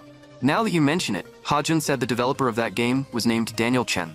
Kang Huk-jol also found a phone, but unfortunately, it was locked. The clue went cold. Jung Min-jun rubbed his chin, piecing the puzzle together. The zombie game, Daniel Chen, an expat from the peninsula, and a benefactor. What exactly was the connection between them? A few more days passed. Today, Han Ye-na wanted to ask Jung Min-jun out for a walk, but Jung Min-jun said his symptoms were back, so he couldn't leave his room. Han Ye-na froze, thinking she'd heard him wrong. She immediately called Sergeant Ha over. Since yesterday, it's felt like a cold coming on, Jung Min-jun explained. It's like when your immune system drops and some virus hits you, and you turn into this, but this time feels different. Ha Do-hyun didn't quite get it and asked for specifics. Jung Min-jun couldn't put it into words. He just knew something was off. Sergeant Ha thought for a moment before speaking low. Don't leave this room. If anyone catches a glimpse of you, we're dead. A little while later, at the shelter sentry post, the calm perimeter was shattered by a piercing siren. The sentry grabbed his binoculars and looked toward the noise. There, he saw a police car. It was trailing a massive horde of walkers, leading them straight to the shelter. In the next second, the shelter alarms began screaming through the halls, jolting Jung Min-jun awake. He looked at his arm. The symptoms hadn't faded yet. Then he looked out the window.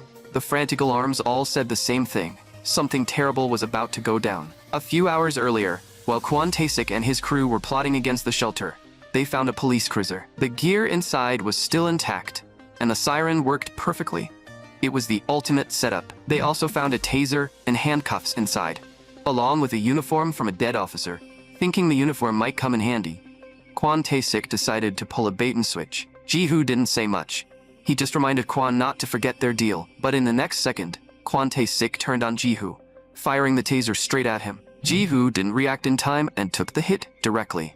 Thinking he'd won, Kwon Tae-sik burst out laughing. Ha ha ha, Ji-hoo, how's it feel to ride the lightning? But Ji-hoo didn't go down. He just spat a curse. Damn it.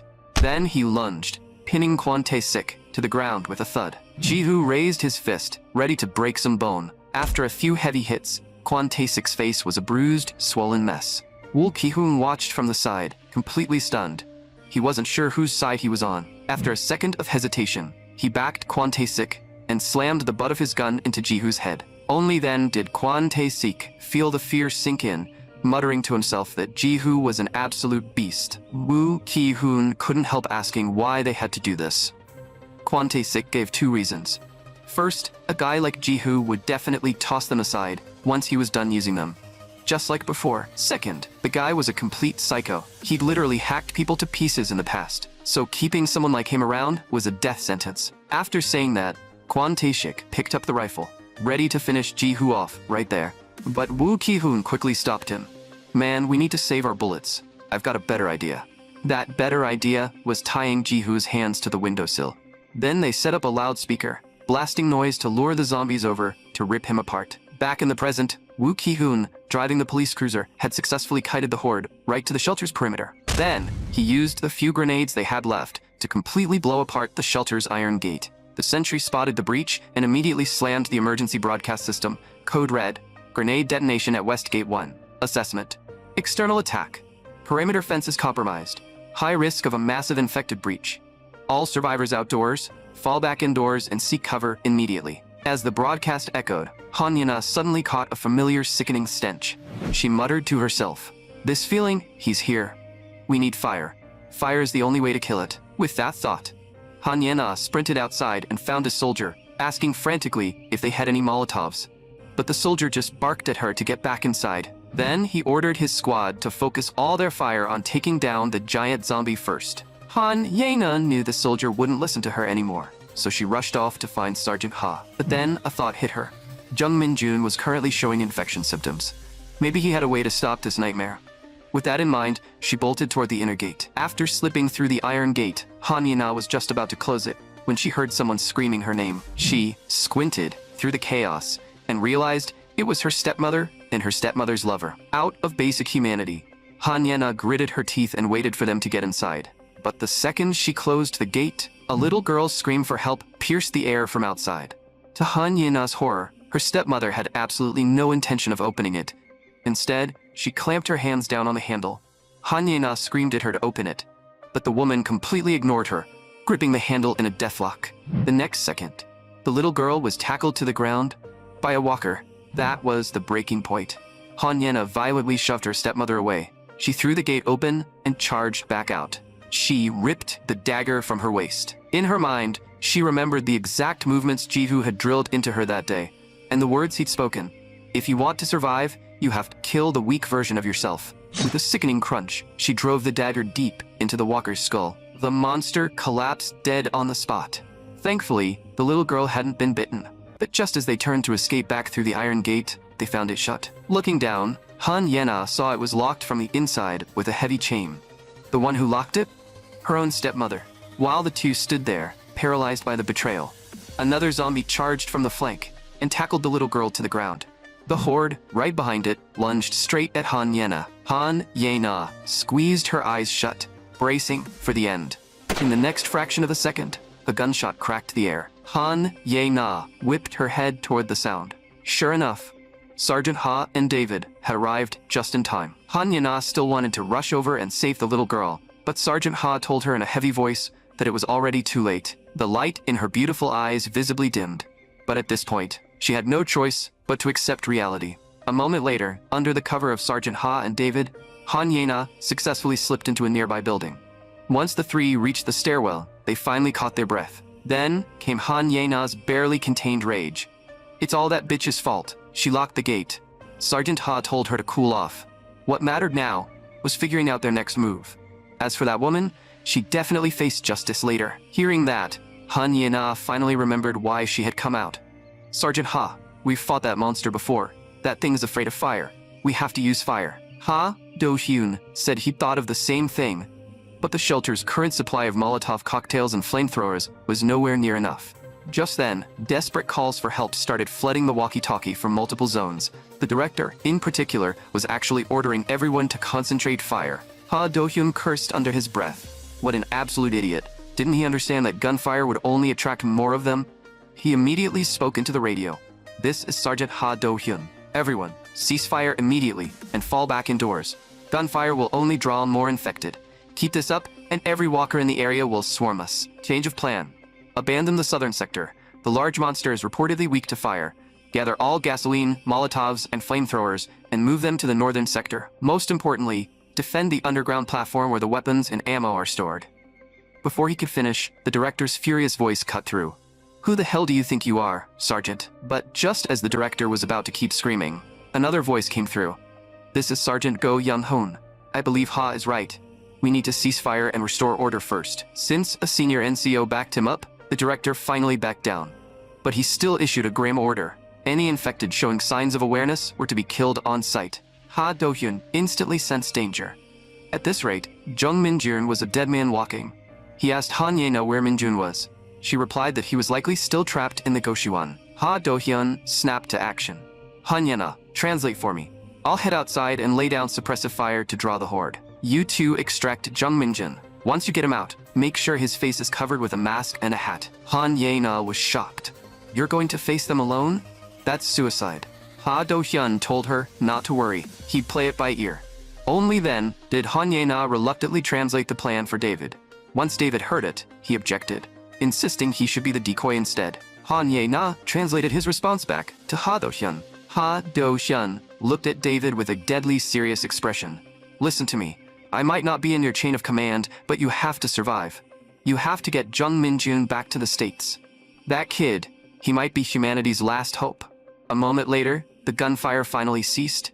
Although the shelter temporarily fell quiet, the southern sector had completely collapsed, leaving dozens dead. The plan was set. Sergeant Ha would kite the zombies, while David and Han Ye-na would extract Jung Min-jun, cross the hot zone in the south, and rally in the north. Operation start. Ha Du-yun burst out and immediately opened fire on the nearest infected, drawing their aggro. David and Han Ye-na used the distraction to slip into the Goshiwon. Shortly after, the two breached the dorms. David held down the main door, while Han Ye-na went to grab Min-jun. But the second she opened his door, she found him standing unsteadily in the middle of the room. In a flash, Jung Min-jun seized her right hand and slammed her against the wall. Han Ye-na looked up. His eyes were blood red, and he was taking ragged, heavy breaths. For a second, her brain short-circuited. Her face flushed red as that bizarre romantic dream from before flashed through her mind. She stammered, "Wait, Jung Min-jun, this is way too sudden. Even if you're out of it, you can't just do this right now." But Jung Min-jun didn't even hear her. His eyes were locked dead on her neck. Then, a raspy voice slipped from his lips, completely out of his control. "Looks delicious." In that instant, reality hit her like a truck. The blush faded, instantly replaced by sheer terror. She tried to call him a pervert, but her body froze in shock. For a terrifying moment, she forgot to even struggle. Suddenly, a sharp, violent pain tore through Jung Min-jun's gut. His consciousness violently snapped back. What's going on? I think I'm controlling it. I think I forced the symptoms back." Hearing that, Han Ye-na was dumbstruck. "What did you just say? You can control the infection?" Jung Min-jun nodded slowly. "Yeah, to some extent at least. I'm still not used to it, and I don't know how long I can hold the leash. But I should be able to force myself back to normal when I need to. The catch is, it feels like it's burning away my lifespan." Han Ye-na quickly asked, "Then can you still control the infected like you did before?" Jung Min-jun wasn't sure either, so he suggested testing it out when they got the chance. A moment later, the three of them were locked and loaded. Suddenly, gunshots cracked through the air outside. It was likely Sergeant Ha drawing the horde's aggro. The group seized the opening and immediately prepared to test Min-jun's ability. Right on cue, three infected charged straight at them. Jung Min-jun seized the moment, threw his hands up, and roared, "Don't move." However, the infected acted like they hadn't heard a damn thing and kept lunging forward. Jung Min-jun cursed under his breath. "Damn it, I said freeze." 3 sharp gunshots rang out. David efficiently dropped the zombies, muttering a curse of his own. Jung Min-jun and Han Ye-na used the chance to make a run for it. After several tense, chaotic detours, the three finally breached the northern zone. The guards immediately demanded to know if any of them had been bitten. Han Ye-na flatly denied it, but the guards wouldn't take her word for it. They ordered Jung Min-jun to take off his hat or they'd open fire. With no other choice, Jung Min-jun stripped off his mask and hat. Fortunately, his symptoms had already vanished. While they were running, he tried to suppress the infection, and to his utter surprise, it actually worked. Cleared by the guards, they successfully entered the safe zone and reunited with Kon Hak-chol, Oh Byung-jun, and Bae Soon-ho. Surviving a disaster like that should have been cause for celebration. But when Han Ye-na instinctively glanced to the side, the relief on her face evaporated. That was right. She saw her stepmother. The woman who practically murdered that little girl. Han Ye-na couldn't hold back a second longer. She stormed forward and slapped the woman hard across the face. "You bitch. If you hadn't locked the gate, that girl would still be alive." Her stepmother touched her stinging cheek. The cheerful, chatty expression from moments ago completely vanished. The next second, she lunged and the two tore into each other. The sudden catfight left everyone stunned, and they quickly rushed in to pry them apart. Once they were separated, the stepmother shrieked, "Do you have proof? Do you have any proof that I locked the gate?" Han Ye-na froze. She instinctively looked toward the only witness from that moment. But the man simply shook his head, playing dumb. Han Ye-na's heart sank. She hadn't expected human nature to be this absolutely vile. Her stepmother seized the opening and immediately went on the offensive. "Everyone, look at this. This crazy bitch got someone killed, and now she's trying to pin the blame on me. According to the rules around here, she's the one who should be punished. She should be executed on the spot. You hear me?" Just as the stepmother was whipping herself into a frenzy, a sharp voice cut through the noise. "Enough." Han Ye-na turned toward the sound. Sergeant Ha had appeared beside them. He spoke with ice in his voice. According to Gunja Station Shelter Emergency Regulations, Article 2, Clause 1, anyone who deliberately leaves a savable survivor in danger and obstructs their escape shall be charged with gross negligence. Article 4, Clause 5, Anyone spreading rumors within the shelter shall also face disciplinary action. If both clauses are violated simultaneously, it's not just a simple expulsion. As you just so loudly pointed out, it leads to execution. Are you prepared to back up what you just said? The stepmother instantly paled, clearly unaware that her loud mouth could actually get her killed. Even so, she still tried to squirm out of it, whining that there was no hard evidence. Ha Do-hyun completely ignored her and walked past. Once the dust settles, we'll hold an internal tribunal. We will investigate your actions, and you will be held accountable. You'd better watch your back. A moment later, Sergeant Ha arrived at the underground exit and explained the current situation to the director. Simply put, they needed to prep more Molotovs and flamethrowers immediately. The director froze. Didn't you say you lured them to the southern sector? Why the hell are they coming north? Sergeant Ha answered with a grim expression. Because someone is causing this on purpose. Meaning, the enemy is likely to kite the horde straight to our doorstep again. Just as the words left his mouth, several gunshots cracked outside. The sentries guarding the northern sector were shot dead on the spot. Hearing the gunfire, the zombie horde began to agitate, stirring into a frenzy. Ha Do-hyun instantly knew how bad things were. In broken English, he ordered David to protect Jung Min-jun at all costs. That was his one and only mission. David gave a firm nod, swearing he'd see it through. Hearing David's promise, Ha Do-hyun felt a fraction of relief. He then announced he was going out to handle the hostiles alone. At that moment, Kang Hok-chol stepped up, insisting on joining him. Sergeant Ha wanted to shoot the idea down, but seeing the sheer resolve in Hok-chol's eyes, he finally relented. Meanwhile, Jung Min-jun quietly glanced at the dark underground tunnel beside them, lost in thought. He turned to Bae Sun-ho and asked exactly how many people were currently in the shelter. Bae Sun-ho replied there were probably over 100, then asked why Min-jun even cared. Jung Min-jun didn't answer. He just lowered his head as the terrible sinking feeling in his gut grew heavier. He knew the northern sector was their final line of defense. If this fell, everyone inside was dead. It was time to pull the trigger on a crazy decision. Ignoring everyone's protests, Jung Min-jun walked straight toward the mouth of the tunnel. He lowered his voice. Sun-ho, you remember the Pied Piper condition, right? Bae Sun-ho thought for a second. You mean using the whistle to lead the infected away? Man, that's way too risky. Jung Min-jun looked back, his face calm. Relax. I feel like my symptoms will last a solid 4 or 5 hours this time. That's enough to reach the next stop, Chunho Station. I'll lock the whole horde inside Gwangnam-ru Station halfway there. David looked completely lost and asked in fluent English, what are you guys talking about? Jung Min-jun and his friends didn't answer, mostly because none of them spoke a lick of English. They were just a bunch of geeks, after all. Skipping study hall was practically a tradition. Just then, Han Ye-na hurried down. Looking at her like a lifesaver, David practically begged her to translate, saying the guys looked like they were plotting something stupid. Jung Min-jun cursed under his breath. Busted.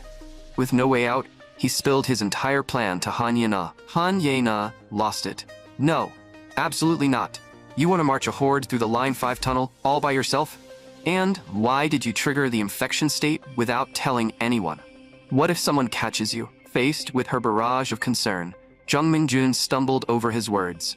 Yena, I get why you're freaked out, but if we want to cross the City Guard River, this is the only play. Bae Sun-ho and Oh Byung-jun backed him up. He's right. If Min-jun pulls this off, we might just clear the entire route. Hearing everyone side with Min-jun, Han Ye-na stood there in disbelief. Jung Min-jun gently placed a hand on her shoulder and said softly, don't worry, I'll come back in one piece. Just wait for me right here. The moment the words left his mouth, Han Ye-na's pretty face burned bright red. To hide how flustered she was, she quickly turned away. Haha, seriously, people are gonna think we're engaged and you're shipping off to war. Do you think acting all cool is gonna make my heart flutter? Annoying. Like, whatever. If you die, it's not my problem. The two wingmen were utterly baffled. Bae Sun-ho leaned in. Byung-jun, have you ever seen Ye-na smile while she's mad?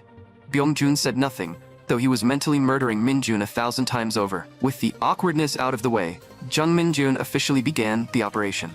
He gripped the whistle hanging around his neck.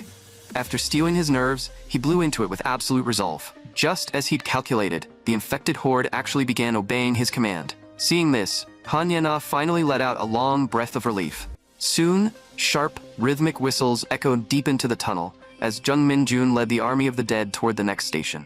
Meanwhile, Kwon Tae-sik quietly slipped around to the rear gate of the northern sector. With Woo Ki-hoon drawing aggro at the front gate, Quan took the chance to snap the iron chain. Then, he grabbed the loudspeaker he'd rigged in advance and tossed it straight down the subway entrance. The piercing siren blared instantly, successfully drawing the attention of a massive horde. With his work done, Quan Tae-sik melted into the shadows and vanished. It didn't take long for the loudspeaker to catch the attention of 2 sentries. But the moment they stepped forward to check it out, the horde washed over them like a tidal wave. In the next second, a single gunshot echoed through the station, followed immediately by endless, guttural roars. A terrible sinking feeling gripped everyone inside. Without hesitation, the group bolted from the platform. A kind older man urgently yelled for everyone to run. Exit 2 was already breached. They had to make it to the northern entrance before the heavy security shutters rolled down. No time to think. The group sprinted in the direction the man pointed. Fortunately, the massive steel shutter hadn't fully closed yet, but they were one step too slow. Hanyena was locked on the outside. David swore violently and screamed at the guard to open the shutter. The guard looked panicked, helplessly explaining that once the lockdown was triggered, it couldn't be reopened anytime soon. Bae Soon-ho kept his head and yelled through the grate for Yena to take the opposite stairs and circle around. But before the words fully left his mouth, 3 infected were already sprinting toward her. Han Yena had no choice. She bolted toward Bae Soon-ho's route, sprinting with everything she had left. As she ran, she prayed desperately that the shutter on the other side was still open. Suddenly, 2 familiar figures stepped out in front of her. It was her stepmother and her stepmother's lover. Han Yena didn't want to be anywhere near them, but with the infected right behind her, she was forced to duck into the room with them. As she caught her breath, something felt horribly wrong. Why would her stepmother and this man save her? Especially now, Han Yena was just opening her mouth to thank them when her stepmother lunged, violently shoving her to the floor. Before Yena could react, the woman delivered several vicious kicks. She was wearing heels, and Yena screamed in pain as the strikes landed. A moment later, the stepmother finally stopped. Panting slightly, she spat, "You damn bitch. You really think we saved you out of the goodness of our hearts? Heh, I just wanted to get a good look at that pathetic face of yours one last time. I knew that even if your father croaked, his assets wouldn't go to me. They'd go straight to you, his precious daughter. Not that money means a damn thing in this world anymore. Oh, and by the way, that gate earlier? Yeah, I locked it. Yena, speaking of your dear old dad, aren't you dying to know what happened to him? Curious if he's dead or alive? The day this whole disaster kicked off, the same day you ran away from home, I was getting cozy with my man here. But then your father came home early, and things got ugly. He started screaming, swearing that even if he died, he wouldn't leave us a single dime. In the heat of the moment, my sweet lover here picked up a fruit knife and ran it straight through him. At first, I thought we were screwed. I thought we'd be living on the run. But then, like a miracle, the world went to hell. So we made a quick decision. We tossed your dad out the window to make it look like an accident. The streets were already piling up with bodies, just another corpse in the pile. So there you have it. Haha, it gets funnier the more I think about it.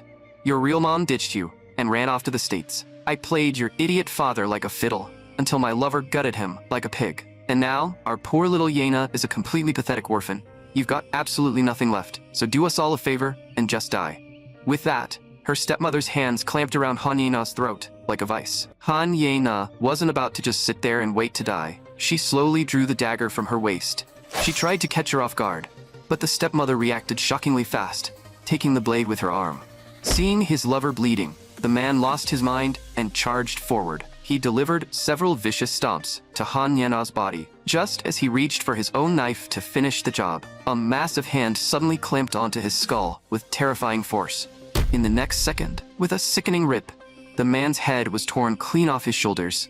Blood sprayed across the entire room. Seeing that, Han Yena and her stepmother didn't dare hesitate. They yanked open the shutter gate and bolted outside. They quickly scrambled to the surface. Just when they thought they were in the clear, the front gate was locked. They couldn't go forward, and they sure as hell couldn't go back. In a split second, Han Yena spotted a new route, scaling the glass rain canopy above the subway entrance. Without hesitating, she took a flying leap. The landing was rough, and she twisted her ankle. But at least she made it down alive. Her stepmother looked down, paralyzed by fear. But with the infected breathing down her neck, she had no choice but to bite the bullet and jump, managing to land safely. When she looked up, Han Yena was already several meters ahead, and right behind them was a massive horde of starving infected. To shake off the horde, she needed a distraction. And that distraction, of course, was sacrificing Han Yena. Caught completely off guard, Han Yena was violently shoved to the ground. As she struggled to her feet to keep running, a pair of blood-soaked feet appeared right in front of her. She looked up. It was the little girl, but the girl didn't attack. Instead, she leaned in and carefully looked Yena over. Then, she walked right past Han Yena and lunged straight for the stepmother up ahead. Han Yena froze, completely baffled as to why the girl hadn't attacked her. But before she could wrap her head around it, 2 more walkers charged her way. Han Yena had no choice but to keep running for her life. After sprinting for a while, Han Yena finally hit her limit. The pain in her twisted ankle was excruciating. With a heavy thud, she collapsed to the ground again. In that desperate moment, she spotted an e-scooter lying nearby. Thank God, it still had 2 bars of battery, just enough to put some distance between her and the horde. And just like that, Han Yena scraped by death once again. But after riding for a stretch, the scooter suddenly started aggressively beeping. She looked down. Those 2 bars of battery were completely drained. Luckily, there were no infected on her tail for the moment, letting her let out a long breath of relief. But suddenly, 2 infected stumbled out from a nearby alley. Han Yena spat a curse. With no other choice, she forced herself to keep running. But how could Han Yena's speed possibly match the infected? Within seconds, she was tackled to the ground. Knowing there was nowhere left to run, she squeezed her eyes shut in despair, screaming Jung Min-jun's name over and over in her head. In the next fraction of a second, a miracle happened. The infected pinning her down was violently yanked away by an unseen force. The figure standing there was overwhelmingly strong. Even the terrifying walkers looked like helpless chicks in his grip. It was Ji-hoo. He spoke with icy calm, "Step back, hide behind me." A while later, after clearing the immediate threat, Ji-hoo brought Han Yena to a secure safe house. The place had the exact same damp half-basement stench as Jung Min-jun's apartment. Suddenly, Ji-hoo slowly walked into the room, carrying a first aid box. He stepped up to Han Yena and crouched down. Without a word, he pulled the blanket back, revealing her badly swollen ankle. Han Yena immediately snapped, "Don't come near me. If you dare touch a single hair on my head, I swear I'll kill you." Ji-hoo completely ignored her threat, muttering to himself, "Looks like a torn ligament. You need to ice it." He pulled an ice pack from the box and gently placed it on her ankle. The gesture left Han Yena completely thrown off. Half suspicious, she asked, "Why did you save me? Didn't you lock me in a room with a walker just to torture me?" Ji-hoo didn't look up. "Even if I'm a violent felon, I don't just randomly hurt people. But back then, I thought you needed to be broken in." The moment she heard the phrase "broken in," Han Yena's face flushed violently red. "Broken in? You men really are all perverts. Let me tell you, there's only one guy who gets to do that to me." Ji-hoo stared at her, utterly speechless. "Didn't I tell you last time, if you want to survive, you need to shed your weakness? Whatever, just rest here for a few days." Only then did Han Yena realize she had completely misunderstood him. The man in front of her wasn't the monster she thought he was. Maybe she could actually trust him. She quickly spoke up. "Wait, I still need to find my friends." Ji-hoo thought for a second. "The guys from the station? I suggest you don't move an inch right now. The streets are crawling with infected. If you really want to know what's going on, I can scout the area. I happen to be looking for a few people myself." Han Yena found it hard to believe he was offering to help. "But you tried to kill my friends not long ago." Ji-hoo's voice dropped to a cold deadpan. "My target has changed. Either way, I'm going after those bastards. So I'll check the situation while I'm at it. If I'm not back by 6 tonight, assume I'm dead and figure out how to survive on your own. Oh, and I left some food in the fridge. Eat if you get hungry." With that, Ji-hoo turned and walked out the door without looking back. It had all happened so fast that even Han Yena, who prided herself on being sharp, couldn't fully process it. Her worst enemy was actually helping her. Meanwhile, Ha Do-hyun and Kang Hak-chul successfully tracked down Woo Ki-hoon's position. Judging by the shooting pattern, Ha Do-hyun guessed there was only one hostile. Since there were 2 of them, a direct breach was the best play. With that in mind, Ha Do-hyun kicked the door wide open. But what he saw wasn't the enemy. It was a mirror reflecting the room. By the time it clicked, Woo Ki-hoon's barrel was already aimed dead at his head. 2 deafening shots rang out. Kang Hak-chul slid in, violently tackling Ha Do-hyun to the floor. In the same fluid motion, he pulled the trigger, dropping Woo Ki-hoon instantly. The fight was over. Kang Hak-chul couldn't help but spit a curse. "That sneaky bastard, we almost bought it right there." Then he turned to Sergeant Ha, asking how bad he was hit. Ha Do-hyun brushed it off. As long as the wound was wrapped, he could still move. Once he was bandaged up, Kang Hak-chul moved to take out the last remaining enemy alone. But Ha Do-hyun stopped him. Right then, Bae Soon-ho crackled through the radio, reporting the chaos at the shelter. Ha Do-hyun swore under his breath. Bae Soon-ho, you boys covered Jung Min-jun. Hak-chul and I are going after Yena. And remember, keep those radios hot at all times. Orders received. The three descended into the pitch-black tunnel. By now, the tunnel was completely clear of infected. It seemed Jung Min-jun had actually pulled it off. Bae Soon-ho tried to report the clear path, but the radio only hissed with dead static. Oh Byung-jun started whimpering. His nerves were already shot, and the dead silence was pushing him over the edge. David hissed at them to shut the hell up. For the moment at least, they were in the clear. They marched in dead silence until a faint light pierced the gloom ahead. They had reached Acheson Station. As they hit the platform, David flicked his flashlight on, sweeping the beam inside. To their horror, the station was packed wall to wall with a massive horde. Maybe Min-jun trapped them here, or maybe they'd been lurking here all along, but there was still zero sign of Min-jun himself. That meant he'd likely pushed on to the next station. They had to keep moving. Meanwhile, Kang Hak-chul and Ha Do-hyun reached the shelter perimeter.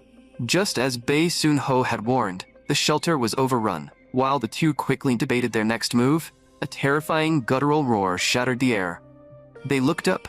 It was the giant infected. Without a second thought, they fell back.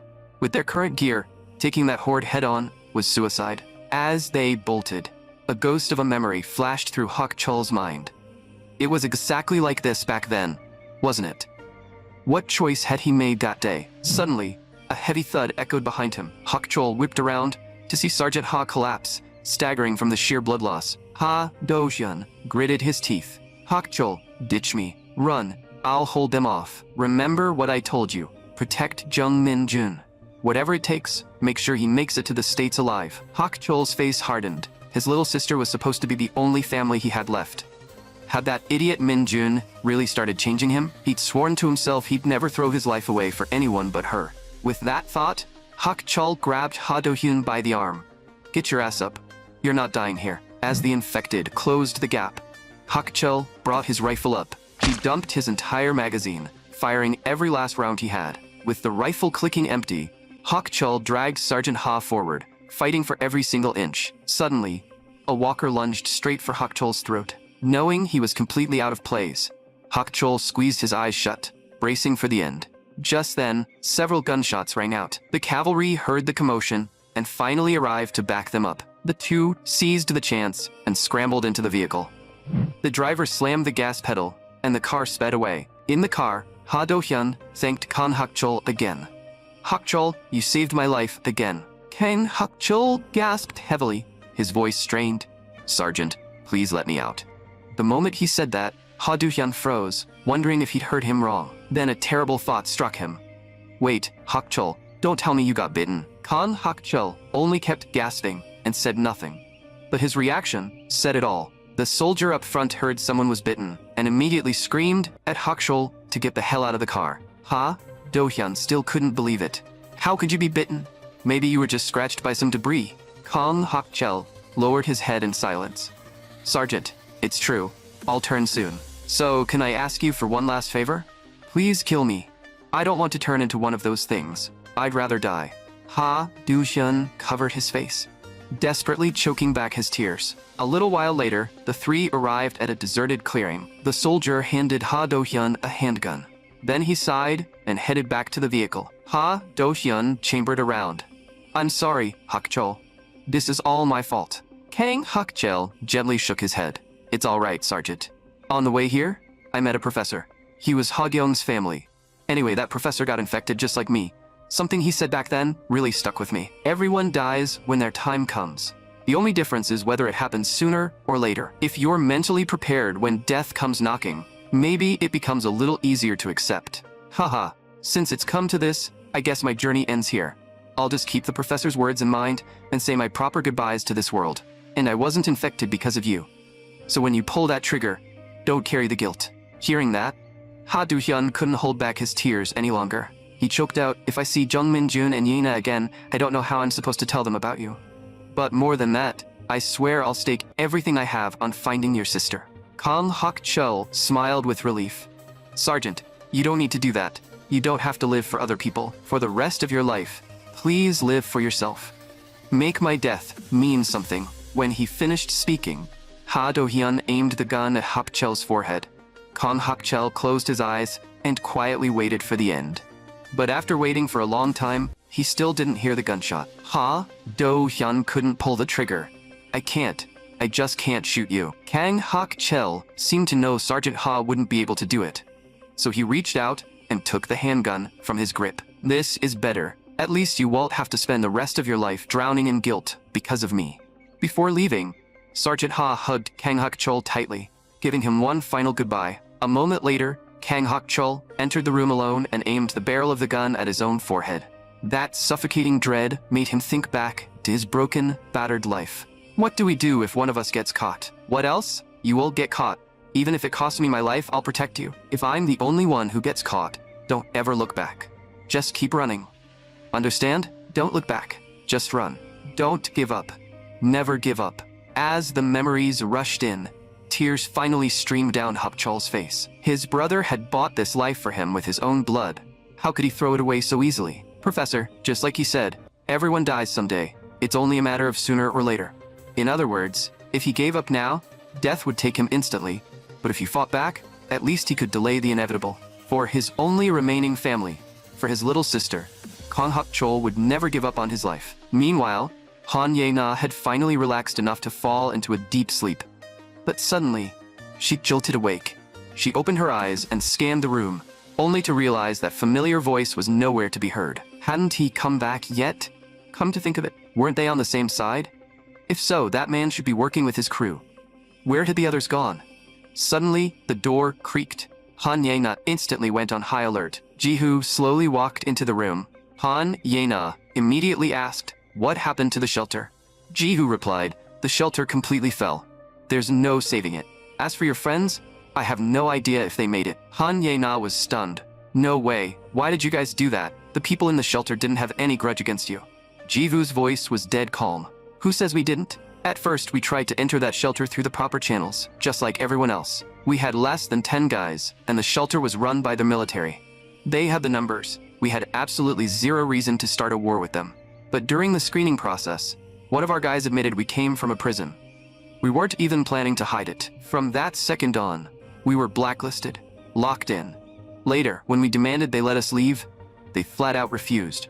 Then the shelter director labeled us as hostile intruders and ordered an execution. A firefight broke out in the chaos, and we lost some good men. That was the moment the blood feud started."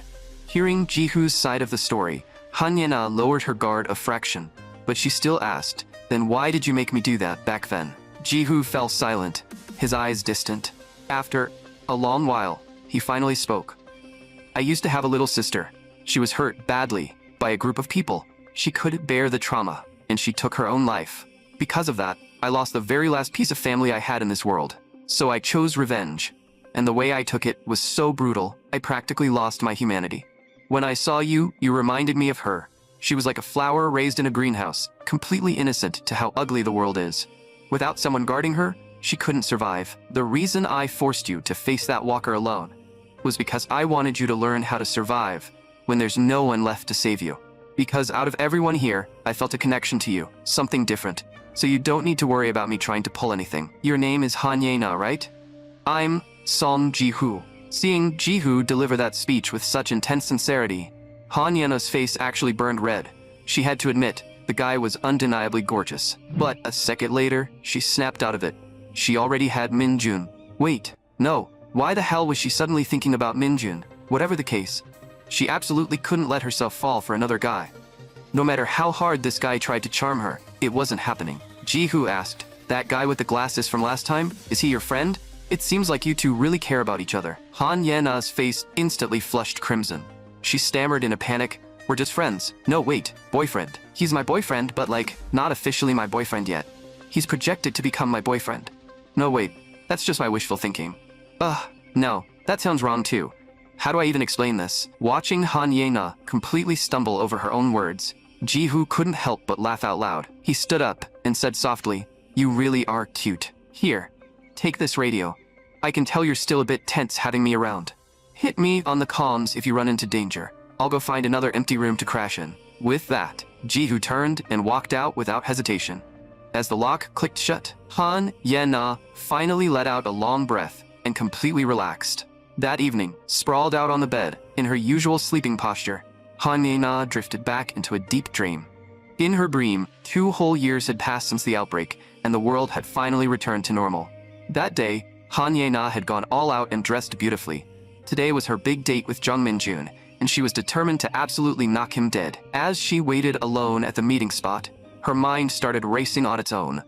They were both legally adults now. Did that mean they could start doing adult things? That idiot Min-jun probably had his mind in the gutter right now, right? Did she need to mentally prepare herself? What if, after grabbing a drink, Min-jun suddenly suggested going back to his place? What would she do? That guy really was a complete pervert. Suddenly, a familiar voice called out from behind her. Han Ye-na spun around. The next second, she couldn't help but snap. You absolute idiot. Do you wear that exact same hoodie 365 days a year? Jung Min-jun blinked, looking confused.